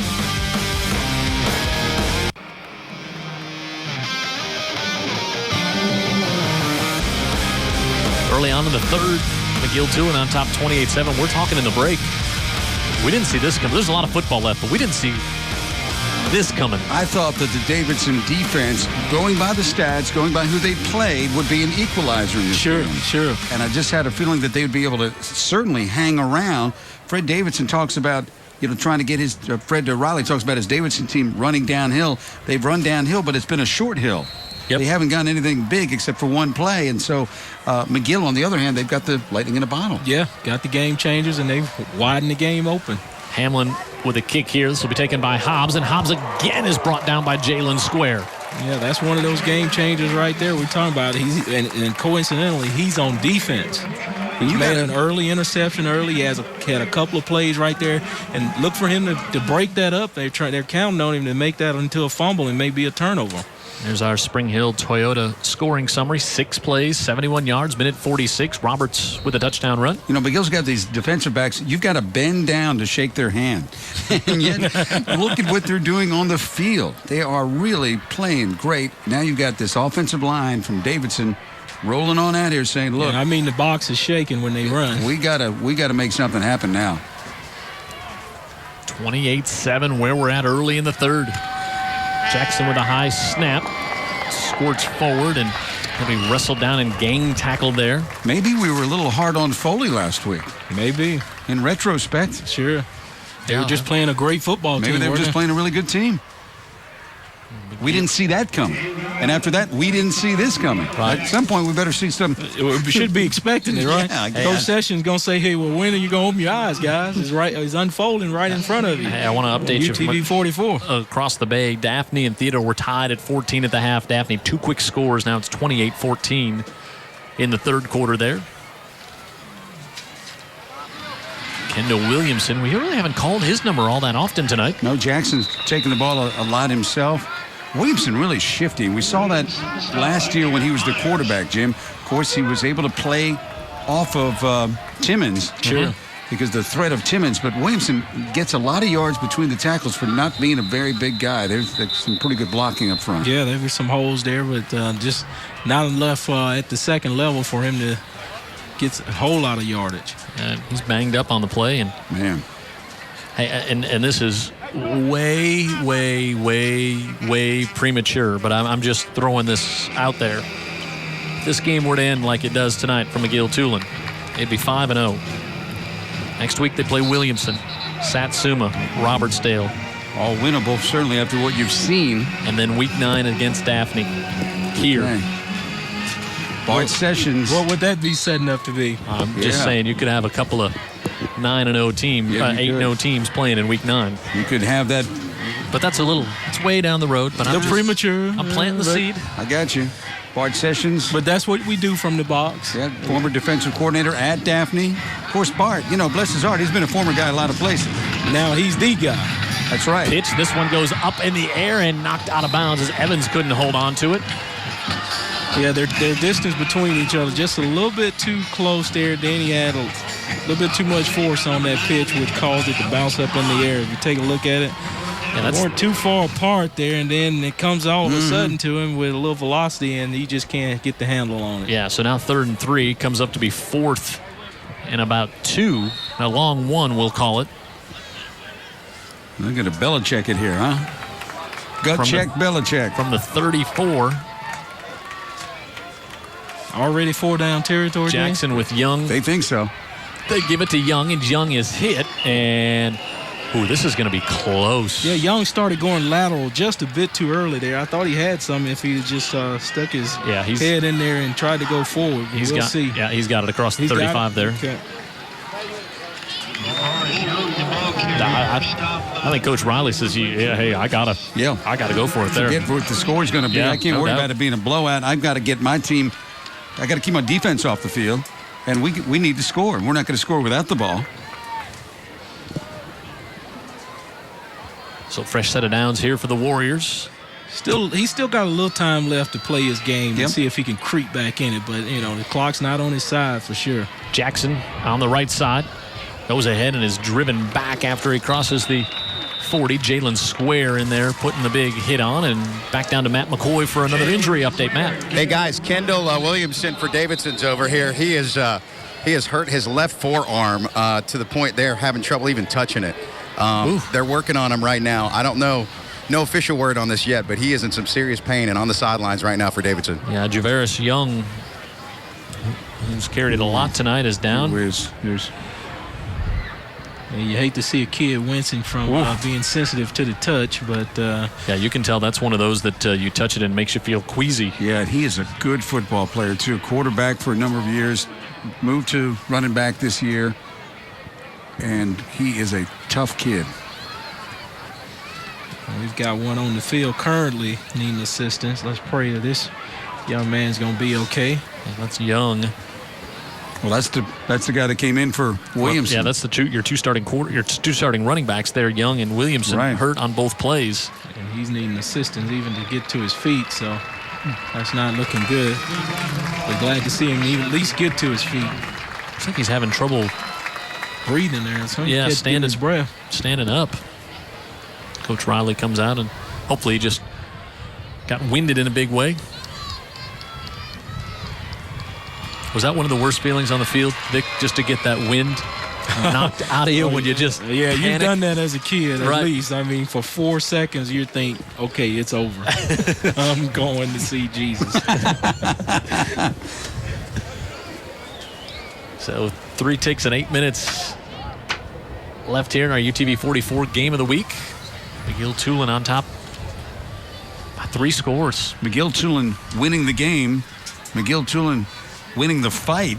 The battles within the battle. Gee whiz. I mean, knocking Davidson to the sideline. Chiquel Craig comes in the backfield. Going to see a lot of Jackson.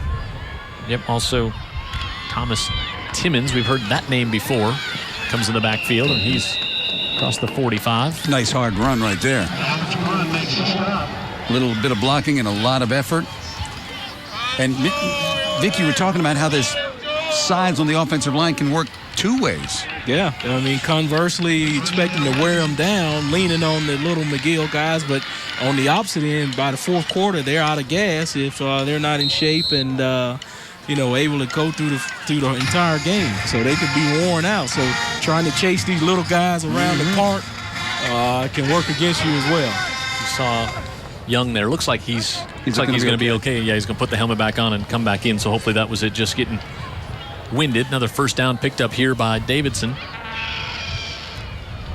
Jackson looking to pass, looking for King to the near side, fires it with a lot of zip, and he's got it complete. Coleman was out there on the coverage, and King holds on to it. He'll be brought down. He's going to be close to another first down. Had some excellent protection there in the pocket. Didn't have to move, wasn't agitated at all. If you take a look here at the replay, stands tall there and delivers a strike out there to his receiver. And Coleman is right there. He just happens to be a little guy. And he's a mismatch with the size you were talking about earlier in the game. Matt McCoy with another injury update. Matt.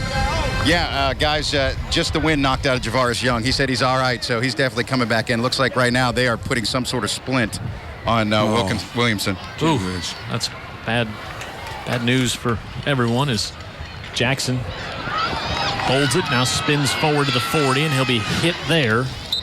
Looks like they might have had something going on the pitch. He just couldn't get it out there. Yeah, well, the defense, just what we were talking about, real sound, getting out there and protecting that outside, so he wasn't sure if he could get it past that defender, so he decided to keep it himself. Good decision on his part. Good defense by McGill.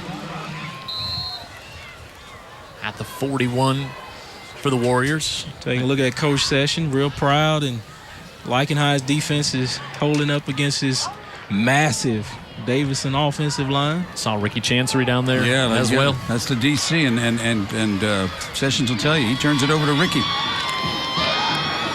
Jackson gives it off to Timmons, trying to get to the outside, holding on that one, Coleman, and he'll get wrestled down.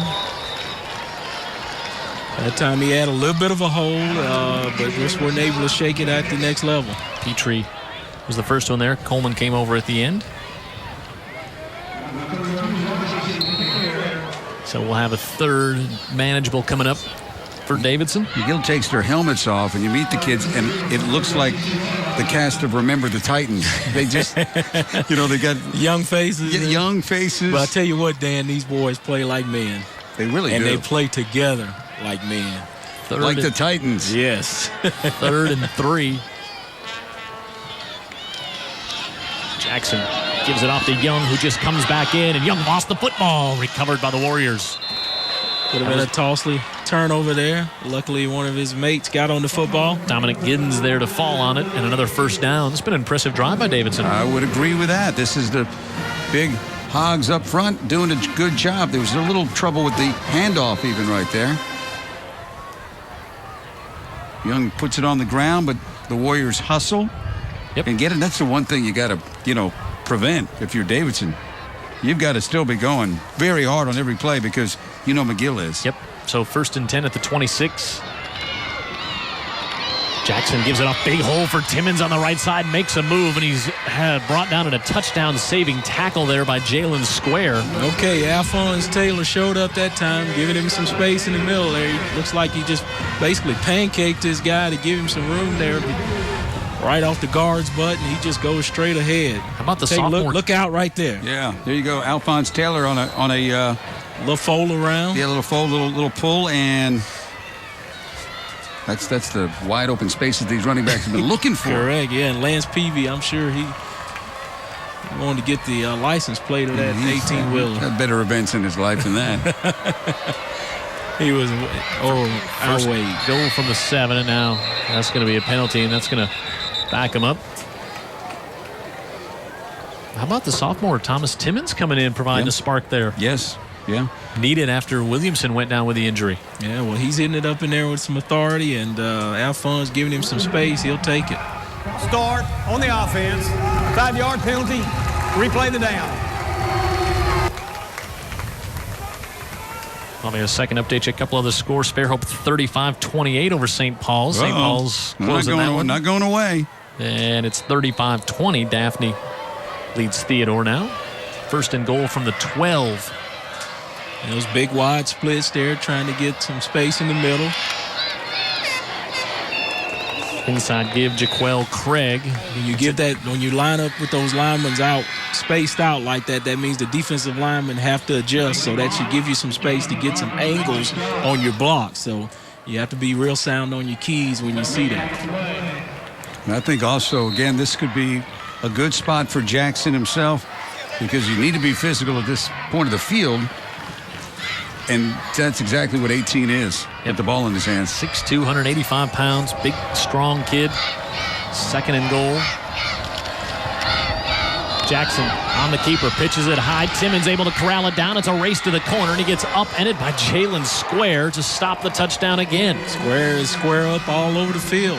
He's just here to make plays, and good job by Timmons to gather that thing in. It was high and behind him just a bit, but showing some athleticism and ball skills. As you take a look at it right here, he pitches it here at the last moment. He pulls it in from back and then tries to run over Square, but Square saves a touchdown. Well, I would like to say that the 5 Jalen Squares on the field tonight are doing a great job. You can vote for any one of the 5 for player of the game after this one. Jalen Squared.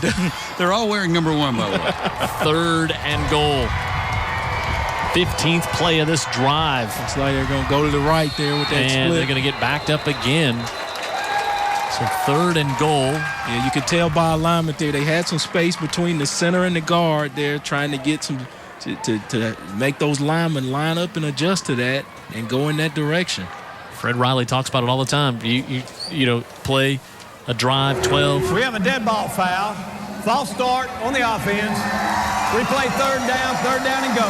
12, 14 plays. You start to shoot yourself in the foot. Something happens, and you see it all at all levels of football. But, that's it. And defensively, you've heard Coach Sessions say, "Hey, we're always trying to make them snap it again. Another play, snap it again, and see if you can find something to beat themselves." Well, Davidson has cost themselves 10 yards since getting inside the 5. 3rd and goal from the 8. Jackson wide open. He's got Hobbs on the far side. Got to turn it loose. He was fires it incomplete. Yeah, you saw it all day, Jim. I mean, he had it, just was a bit late, and it's a timing type of thing, and he's got to know to just, hey, when you turn up and he's got that space between him, he's open. Let him have it. Yeah, Trevante Hobbs, and Fred Riley over there as the play caller is like, let it go. We had it. We had the play called. He's right raw. Now he's open. Let him have it, and then let him use his athleticism to make a play. Young quarterback is raw. He's a tough kid, and he's learning the position. And Riley's going to go for 3 here. They go from try it from 15 to make it a 25-yard attempt, and now they going to make it a 30-yard attempt. Because I know Coach Riley's going crazy. The concentration has just gone down here in the second half. Well, you'd think with the runs and the drive, getting them in position, concentration would not be a problem at that point. Yeah, that's what's making him turn gray there, is he don't even want to look this way. And coincidentally, I think at the half, McGill had 5 penalties and Davidson had none. You're right. And so this one will be from 30. 0 for 1 on the year for Farney. Student section, getting it up. Farney will try the field goal. And he's got it. Nice job. To make it 28-10. Davidson takes up a huge part of the third quarter and comes away with 3 to make it 28-10 here on our UTV 44 Game of the Week, brought to you by Subway.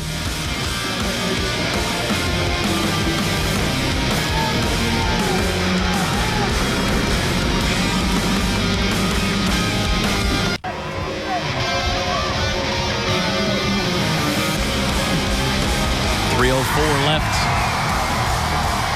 And you can see the student section. We always talk about it. It's the best one of any games we do week in and week out. I don't think it's close. I mean, they get into it, and they are a part of it.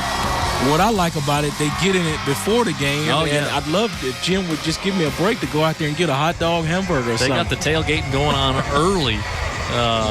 I saw a little guy before the game, and he had a McGill-Toolen shaker, and I guess he's so small he gets to go to the pep rallies on Fridays, and he told me we have the best pepper rallies. So if you want to really get psyched up on a Friday, go to a McGill-Toolen pepper rally, look for that little guy, and look for everybody jumping up and down. I think the McGill-Toolen student section is bucking for a nomination for player of the game. Well, there's a lot of good play on the football field, too. That was a shame with Jackson. We were talking about this during the break, too, on that.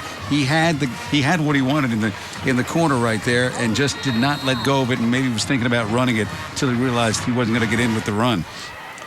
Young quarterback, like you say, they'll get that corrected in practice. We've seen some oddly timed onside kicks so far, but this one will be fair caught at the 32. And I think that's a good move. When they do that little pooch kick, let them just fair catch that and just don't take a chance of a turnover like Jalen running down there and knocking that ball out. Right. So it's good coaching there by Coach Session. That's the backup quarterback, Harry Satterwhite, making the fair catch there. Now the Davidson defense has got to step up. I mean, obviously, they've got to do something here and get a quick 3 and out or something. Get the ball back. Roberts hit there by James Riley, and he'll ride it out to about the 39-yard line. Let's go back down to Matt McCoy. Matt. Hey, guys, I just talked to PJ over here at Davidson, one of the defensive coordinators. He said, we're coming after them. Live by the sword, die by the sword, baby. They better watch out. We're bringing it. Yeah, they have to. They need to. Yeah. So a gain of 5 on that one for Roberts. Yeah, the clock's not the friend of the Warriors there, so something's got to happen real quick here. McGill was just too wide. Up the middle goes Trey Roberts. Boy, you think about Trey Roberts, those big, long gazelle-like runs, but he gets those tough yards between the tackle. Yeah, and you don't do that without somebody blocking up front, too. And we've watched McGill do this 3 times now. Look at that 16-play drive for 62 yards, 7 minutes and 10 seconds. Some of those plays were extended because there was more plays because of the penalties, too. Yep. 3. Should have been 13 with a touchdown. Yep. 1st and 10. We said 3 penalties once they had 1st and goal. Pitch will come to Roberts on the right side, and Roberts to the 50. Here's what I see with Roberts, Vic, and you tell me. When he makes up his mind, that's where I'm going.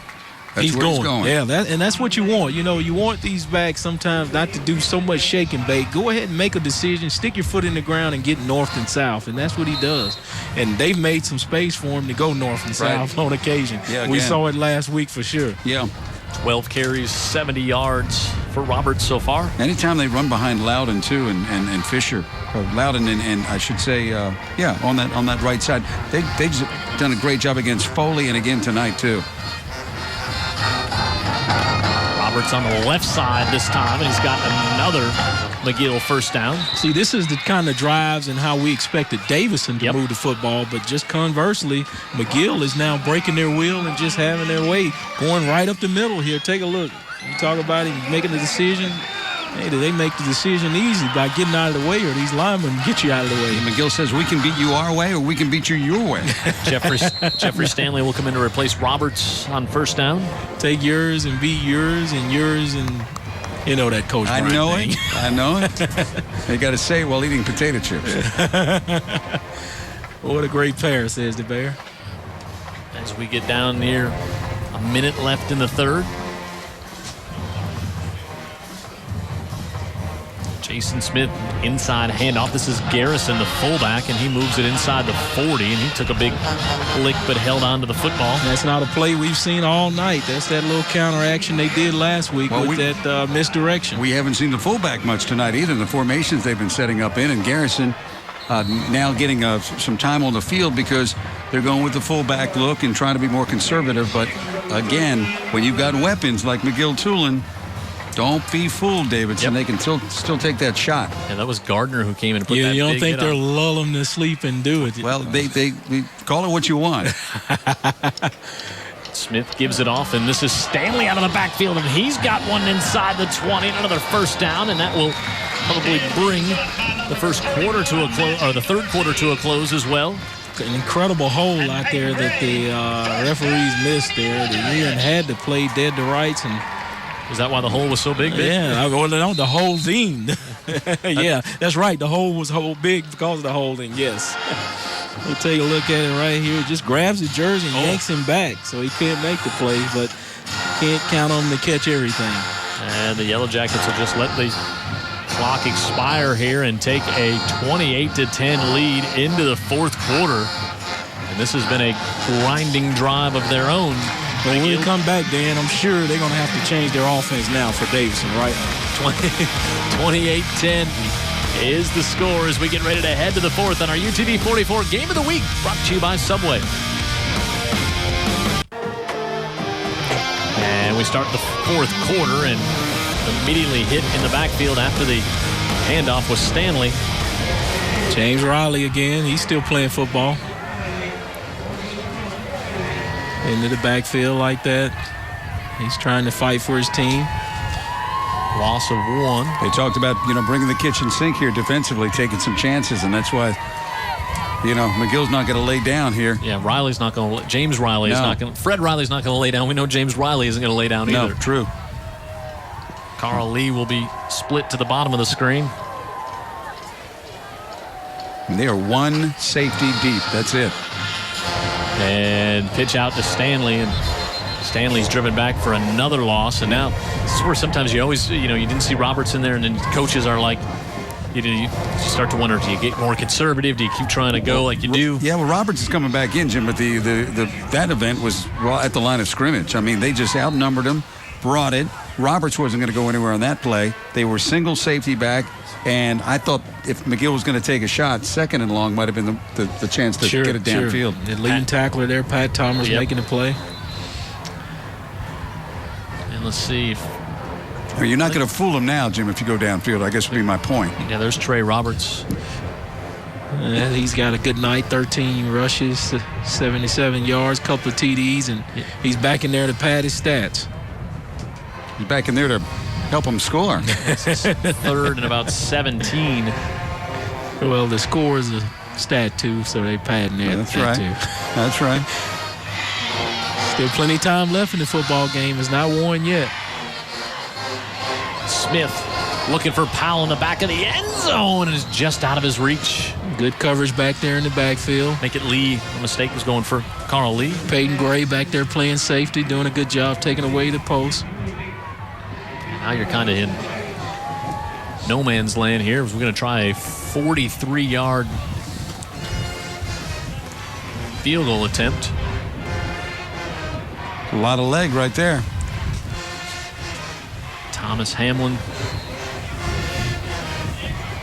He's at least pretty much not completely straight on, but he's inside the hashes. Harrison Imson on to hold. Well, actually mark it as 42. Good snap, good hold. And that one just enough leg to get over. And McGill increases the lead to 31-10 as each team trades field goals here late in the third quarter and early in the fourth quarter.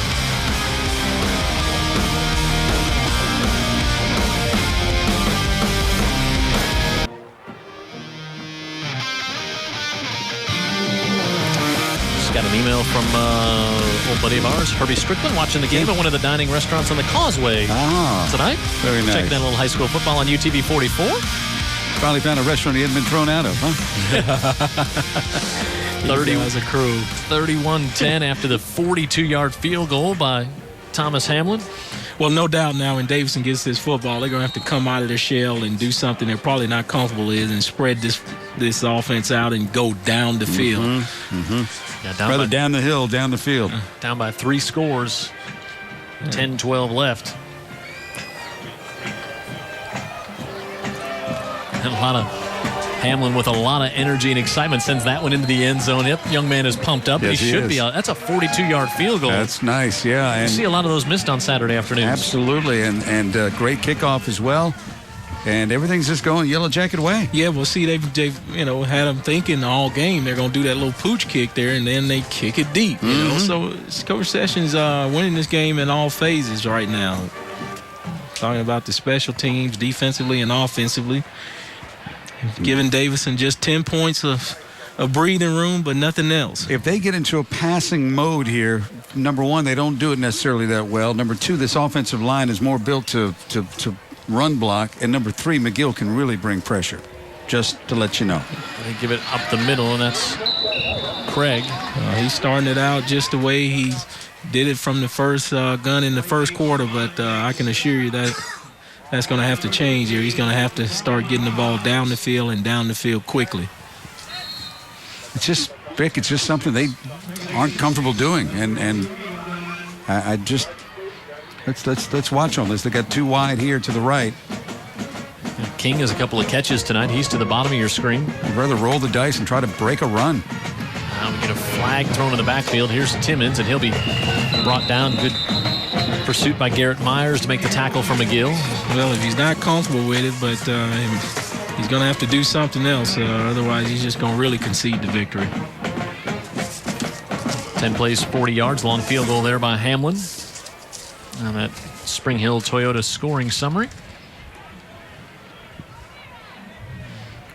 Not really rushing to the line at all. Something. I think they're going to... got a penalty. Got a penalty. Yeah, but I think they're going to decline this penalty here. They'll bring up 3rd down. And 6 for Davidson. Josh Bean, our friend at the Press Register, Davidson was his choice for state champion this year. Yep. And thought that they knocked on the door, and this year they would knock it in, but we could be looking at the 2nd consecutive loss for the Warriors. I was just thinking, when was the last time you saw a Davidson team lose 2 in a row?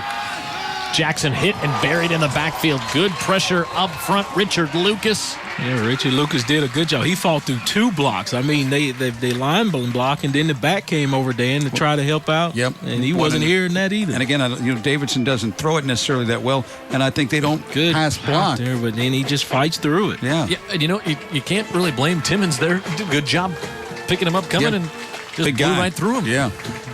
A lot of effort. Again, McGill just is such an effort team. And you're talking about top to bottom, Dan. I mean, you got the guy at the bottom of the depth chart on up to the starter, giving this effort you're just about to allude to. Perkins will stand at his 5 to punt. Filbert Marshall at the Davidson 45. Don't go to sleep on him. No, this is going to be 5 yards further back. Another penalty. Kind of see, like Vic alluded to, kind of the focus drifting a little bit in the second half from Davidson with the penalties. Right, since they had no penalties in the first half. Those penalties killed them down on that last drive. Yeah, 1st and goal. Yeah. And they get 3 penalties. Yeah. And they weren't, sometimes coaches occasionally look at the calls and don't agree with them. They were just, procedure and false start before the snap of the ball. Yeah. And something you can't argue with. Right. Jackson still had a shot at a touchdown pass when that didn't happen, And McGill just keeps on counterpunching. And they're going to get the ball here in great field position. Low line drive kick, and it goes over the head of Marshall, and he'll just let it roll back, and McGill's more than happy to come up with another defensive stand, and we'll get the ball right at midfield. Trying to think of the words to describe McGill, but they certainly are efficient and well coached. All right, our trivia question brought to you by Encore.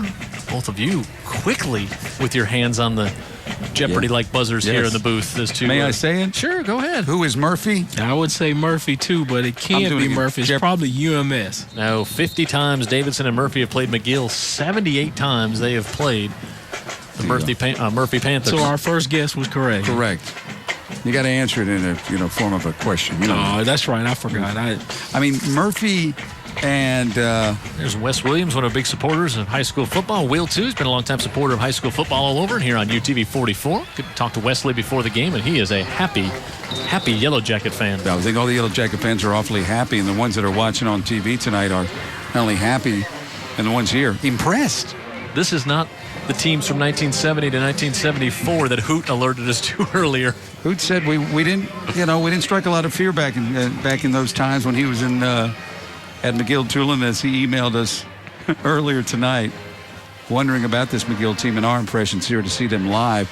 And now we've seen them live for a third time. Sure. And the way they're playing, we're probably going to see them quite a bit more on deep into the playoffs if they can continue to run they're going. Stanley hit and dropped in the backfield as no quit, and James Riley again in there to make the tackle for Davidson as we're down to 7.5 to go. And no question about it, Raleigh's going to be their leading tackler again tonight and continue to have that margin for his entire team. As he came in tonight leading the Davidson Warriors in tackles. So Davidson in danger of going to 3-2. Again, not a region game this week, but not a record you're used to seeing out of Davidson after 5 weeks of the season. But coming into the game, I think Coach Riley kind of knew where he was and what kind of team he had. But now for certain, Coach Sessions knows what he's got. He's like the hand he's got. Delay handoff to Stanley and third down, and he gets to the 45, and that's going to be a 3 and out. But clock is the opponent of Davidson, as Vic said, and now they can punt this one back down deep and keep the field tilted because we just have not seen that quick strike.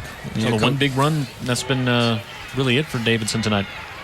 And Coach Sessions on that play just trying to do a little run draw. No need to put it in the air and giving Davidson some freebie to gain some momentum. I'm talking to Coach Riley. He gives us so many nuggets while we're talking to him. I like to call them one-liners. Yeah, well, that too. Sometimes the nuggets are delivered in one-liner fashion. Hobbs will take this at the 15. Look at, right there, just an example of McGill-Toolen. Yeah, but Yellow Jackets just swarming everywhere, and you see a lot of white shirts standing down the field. You were talking about, not putting it in the air or a chance to give the other team momentum. So much a part of winning is just learning how not to lose games. Yeah, sure. The penalties, shooting yourself in the foot, doing dumb things, and he just talked about that's just such a huge part of the high school level. Yeah, and he's right about that. We were talking about some of the teams that are having better seasons this year, like a Baker, and a lot of it is just mental, where you, again, are not putting yourself constantly in positions where you're killing yourself. Yeah, we'll get a TV timeout here exactly halfway through quarter 4. McGill on top big over Davidson on our UTV 44 Game of the Week brought to you by Subway. Jim Cox, Dan Brennan, Mick Lockett, Matt McCoy on the sideline, Jared Kihas in the booth. Brian Aaron, our statistician, making a rare appearance here tonight as Jackson looks to heave this one to the near side. He's able to get it off, and that's complete to Hobbs. Yeah, I think Hobbs knew all the way that was coming to him. It almost looked like Canadian football, the way he took off before maybe just a hair before the snap did, but he's excited and ready to get him a pass in here, try to help his football team get back in here. Just ran a simple little square out. Looked it in and caught it. Clock. Up to the 41-yard line. Pickup of 17. Kick the sticks forward. And a new fresh set of downs. And they didn't have to hurry up because going out of bounds had the clock stopped. Glenn Johnson splits out. Hobbs to the slot at the top of the screen as well. Pitch goes off to Timmons. Timmons cuts it back against the grain, and he's got some room to the right side, makes another move, and the sophomore inside the 40 and drops the shoulder down to the 32. Good hustle by the defense not to just let him turn loose and go in the backfield. He had a good run there. They read it very well, had it covered over there to the front side. He looks backside and cuts it all the way back against the grain and get a good gainer for Davidson. Yeah, this is where's this been all game, huh? Yeah. Allen and quarter pass, he kind of commit to the inside, and that lets Timmons have that cut back. Yeah, 27 yards for Timmons, of course, if you're just joining us, replacing Kendall Williamson, who banged up his forearm, his left forearm, and Matt McCoy, last time we saw him over there, said they were applying a splint, which is never good news. Reminiscent of the Timmons from last year with those moves. Inside, it's Jackson keeping it on the far side. Pond gives chase, and finally Jalen Square will knock him out of bounds, but he goes to another first down for the Warriors. Good gainer there, just rushed around the end and just used his speed to outrun the defenders and get around the corner. You take a look at it again here. Thought he was going to pitch it, but no, he's got it tucked completely and just saw immediately he can beat the defender to around the corner. Gonna measure, I believe, on the far side. It looks like it's close. I thought he had it. Added 2, stepped out very close. They don't have to move the chains far at all. That's just for sure. step it out an inch. I almost looked like he ought to have been able to see that one from his perspective. We were talking about getting emails from people watching the game. Heard Uncle Henry this morning was kind of quizzing you a bit about the broadcast and what is and isn't mentioned. Of course, mornings on 95 KSJ. Yours truly, Shelby Mitchell. Who I love. Vic loves. Uncle Henry saying, why don't you give us a little love on the air? So I guess you've just done that. Jackson looking up top in the corner of the end zone, and it's complete inside the 5, and a flag there as Aaron King has his 3rd catch tonight. If that one's thrown a little higher into the outside, it's a touchdown. Yeah, it almost looked like it was going to sail on over there like you were calling it, Jim, but he had to kind of climb the rim over the defender and pull it in. This is going to be pass interference. Look at the rainbow. You thought it was going to be deep, but he just climbs over the defender to get the football. Defender didn't get his head around to find it. 6'1" against quote-unquote 5'9" there for Greg Coleman. Yeah. Go ahead and say that while you're tied up to a lie detector and see how that goes. We have pass interference on the defense. That penalty is declined. It'll be 1st and goal. What a nice young guy Coleman is, Oh, too. boy. Pre-game show. Joined us at Eastern Shore Toyota. From the 1, Timmons and Craig in the backfield. Craig hit, trying to drive it. He's going to be stuffed. We saw Young get winded, but he's not been back in the game, and he's kind of that bruiser that you would want to see try to bang it in here. Yeah, Young's big, strong kid. That's a matter of pride right there for McGill, isn't it? Yeah, you would think, and they showed their pride because I counted about 9 Yellow Jackets there on the football making a tackle, and it looked like they were trying to fold Big Alphonse out instead of going straight ahead with the big man. This team has got the perfect, mascot nickname for this team. Yep, Yellow Jackets. Yeah. Swarm. Yes. Yeah, and that not getting a touchdown on 1st down has cost them almost a minute now.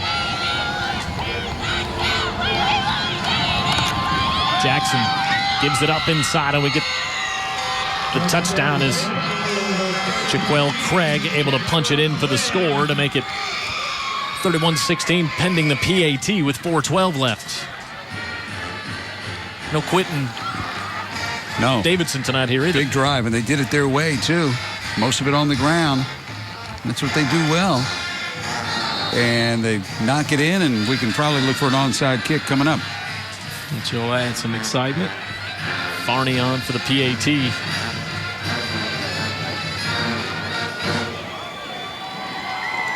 And it's good.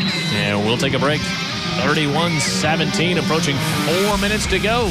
It's the game of the week on UTV 44, presented by Subway.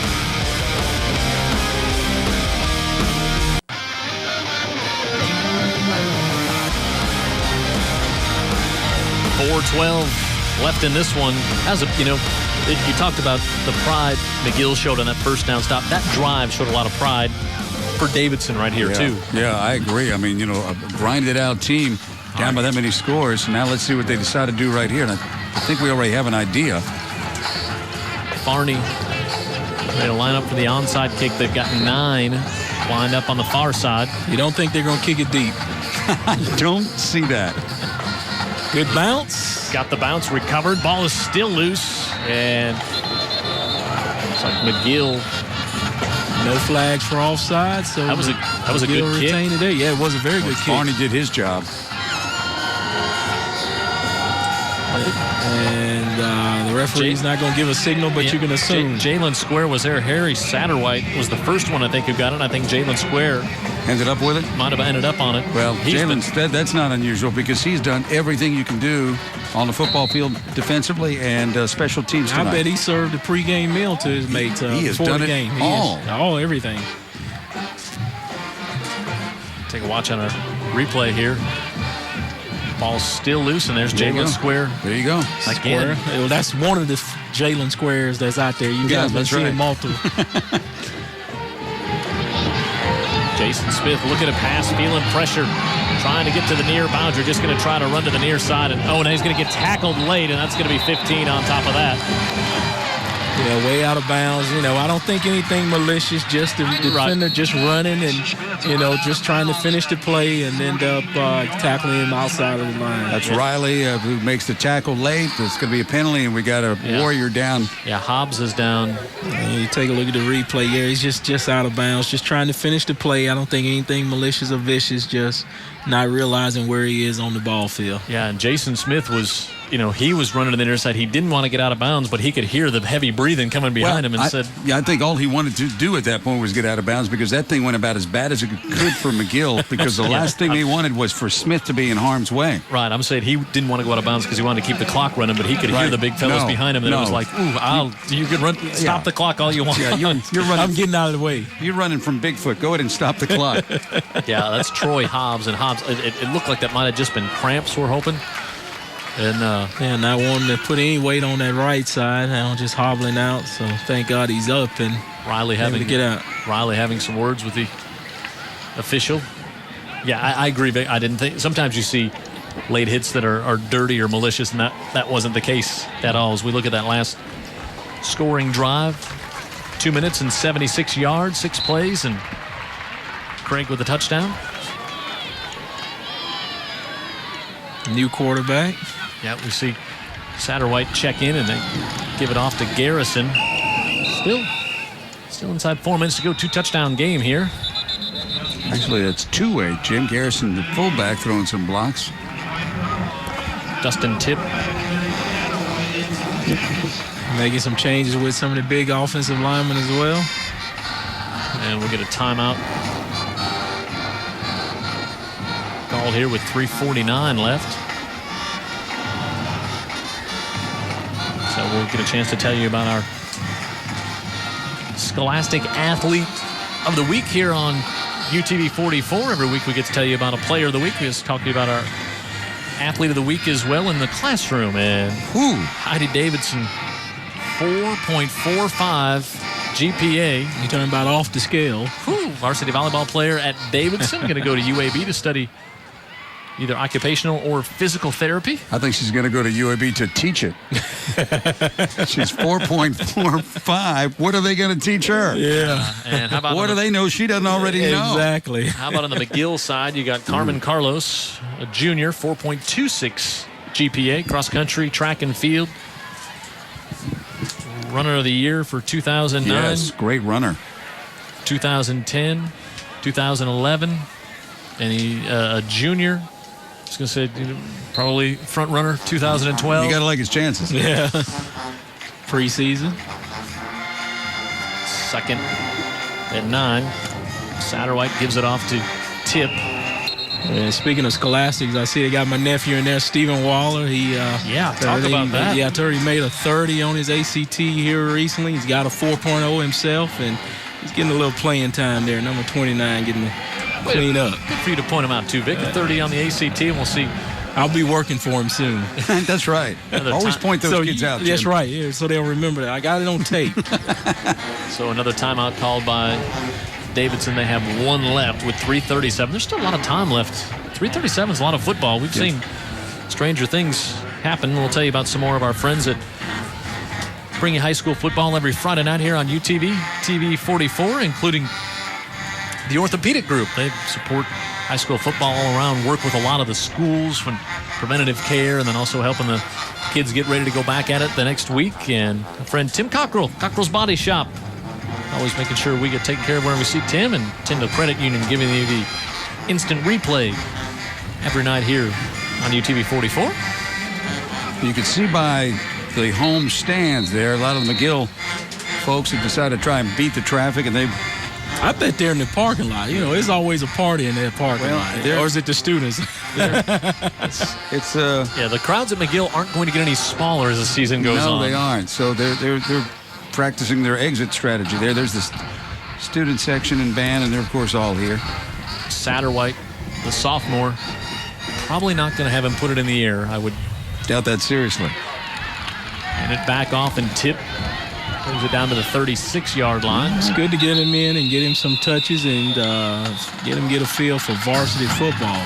You surprised at all with 4 minutes to go and just a 2-touchdown game to see to see that, Vic? No, not Wade Davidson's playing. And like you guys have talked about, they're just not built for coming back. So really not a lot of fear in the Davidson McGill coach's mind to think that Davidson would mount such a comeback, knowing their offense and how they progressed tonight. Final timeout used there by Davidson. And so we got 4th and 3 coming up. More of our friends, UJ Chevrolet, Bud Urquhart, Don Urquhart, all of our friends out at UJ. They've been here as long as we've been doing this. Frank Lott and everyone in Heritage Homes. They just gave away a 50-inch TV on their Facebook page this week. And I'd be excited about that if I'd won it. Smith Industrial Services. You're not qualified. Chris Smith and all his fine folks. And also we talked about Wes Williams and Will, too. Had a good chat with Wes before the game down the field. Wes, longtime supporter, former official during high school football, longtime referee in the area. In church with Wes's. Can I do the church thing like Vic? Sure. Is that okay? Is that all right with you, Vic? Yeah, sure. Hey, there's no exclusivity over there. With God, no, for sure. It's wide open especially playing at the field. Catholic field. But I attend church with Wes's mom and dad over McGill going to go for it on 4th and 3 from their 36. Davidson out of timeouts. Satterwhite, he might just try to draw him offside with the hard count here.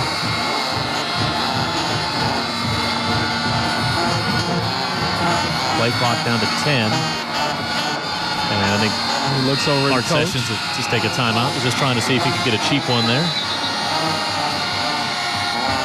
Yeah, not really wanting to give the football back and give Davidson an opportunity. So why not try to get a cheap one, like you say, Jim, and get them offside and then kick the sticks and have another first. But what I like about McGill, they got a plan. I mean, that's a well thought out plan. Yep, strategy. You're ready for that situation. And they even with second stringers in there, they're able to. Now you say, well, they didn't execute much. Well, they did.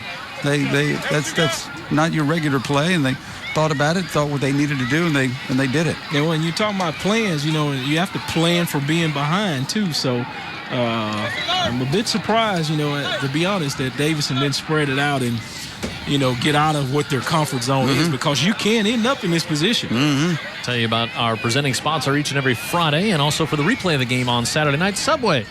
Play hard, eat fresh. Stop by and see any of the Subways in our viewing area. All proud to be part of high school football here on UTV 44. Daphne a winner over Theodore tonight, 41-20. Freeport coming back now, leading St. Luke's 49-40.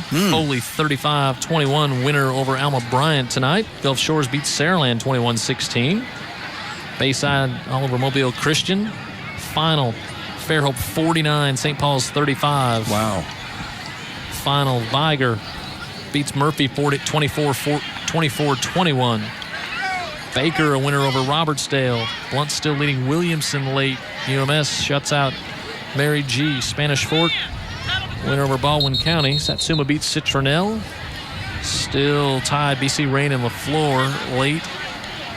And those are all the scores we have. And again, thank our friends Mark Lasser, everybody over at MySchoolSports247.com. Thank you to everybody here at this Lispcomb Stadium Authority, too, for setting us up big time in this beautiful setup we've got here. Hamlin, now it's a fake. Hamlin going to try to fake it, and that's going to be incomplete. Hamlin. Surprise, surprise. Yeah, well, I was talking about McGill and the plan and everything like that, but I didn't see that coming, and it didn't work out. That was outside of the plans there. It was a good job by Hamlin to get that one off as an incomplete pass. Right.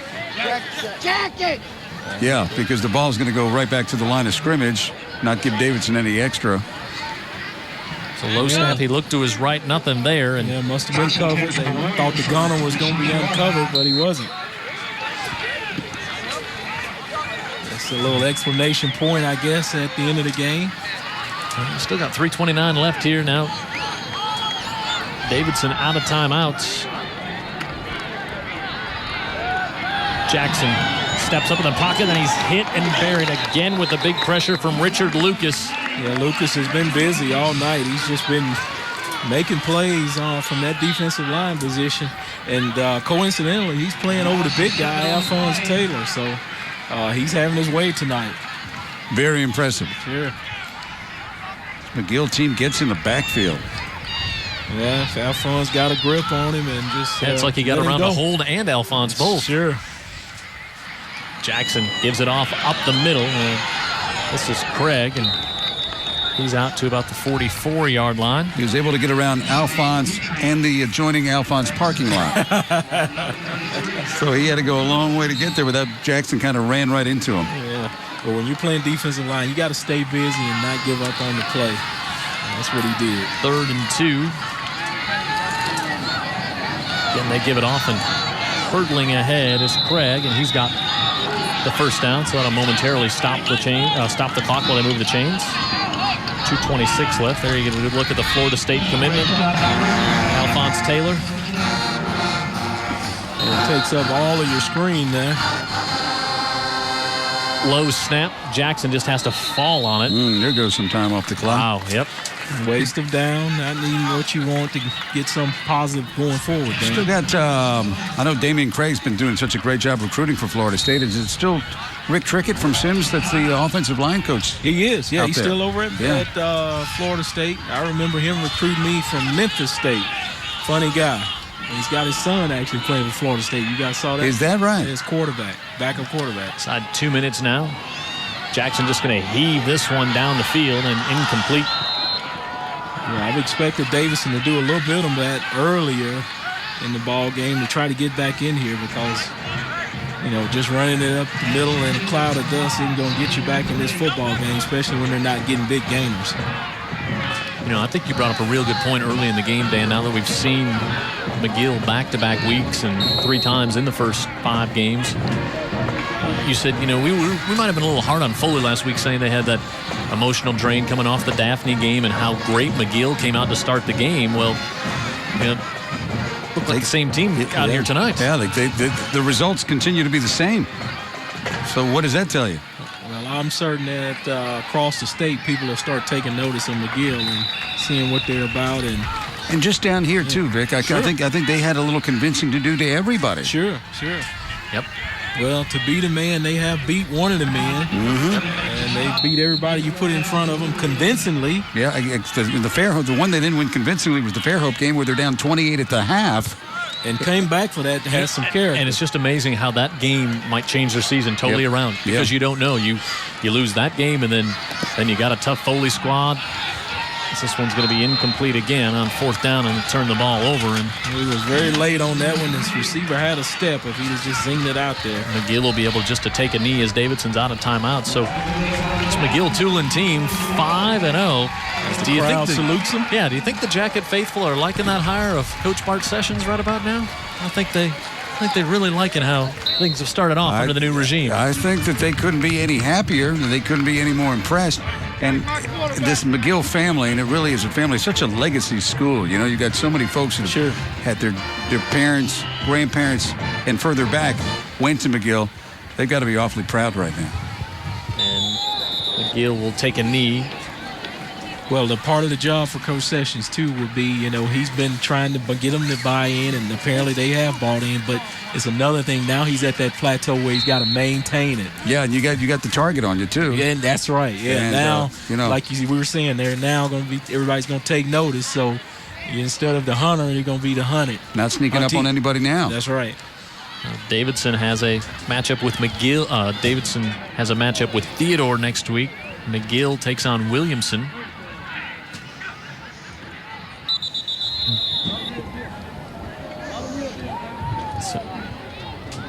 So we'll get a good look there at Coach Sessions, and he's seeing if they'll be a little slow on spotting the ball. They will, so they won't have to snap it again.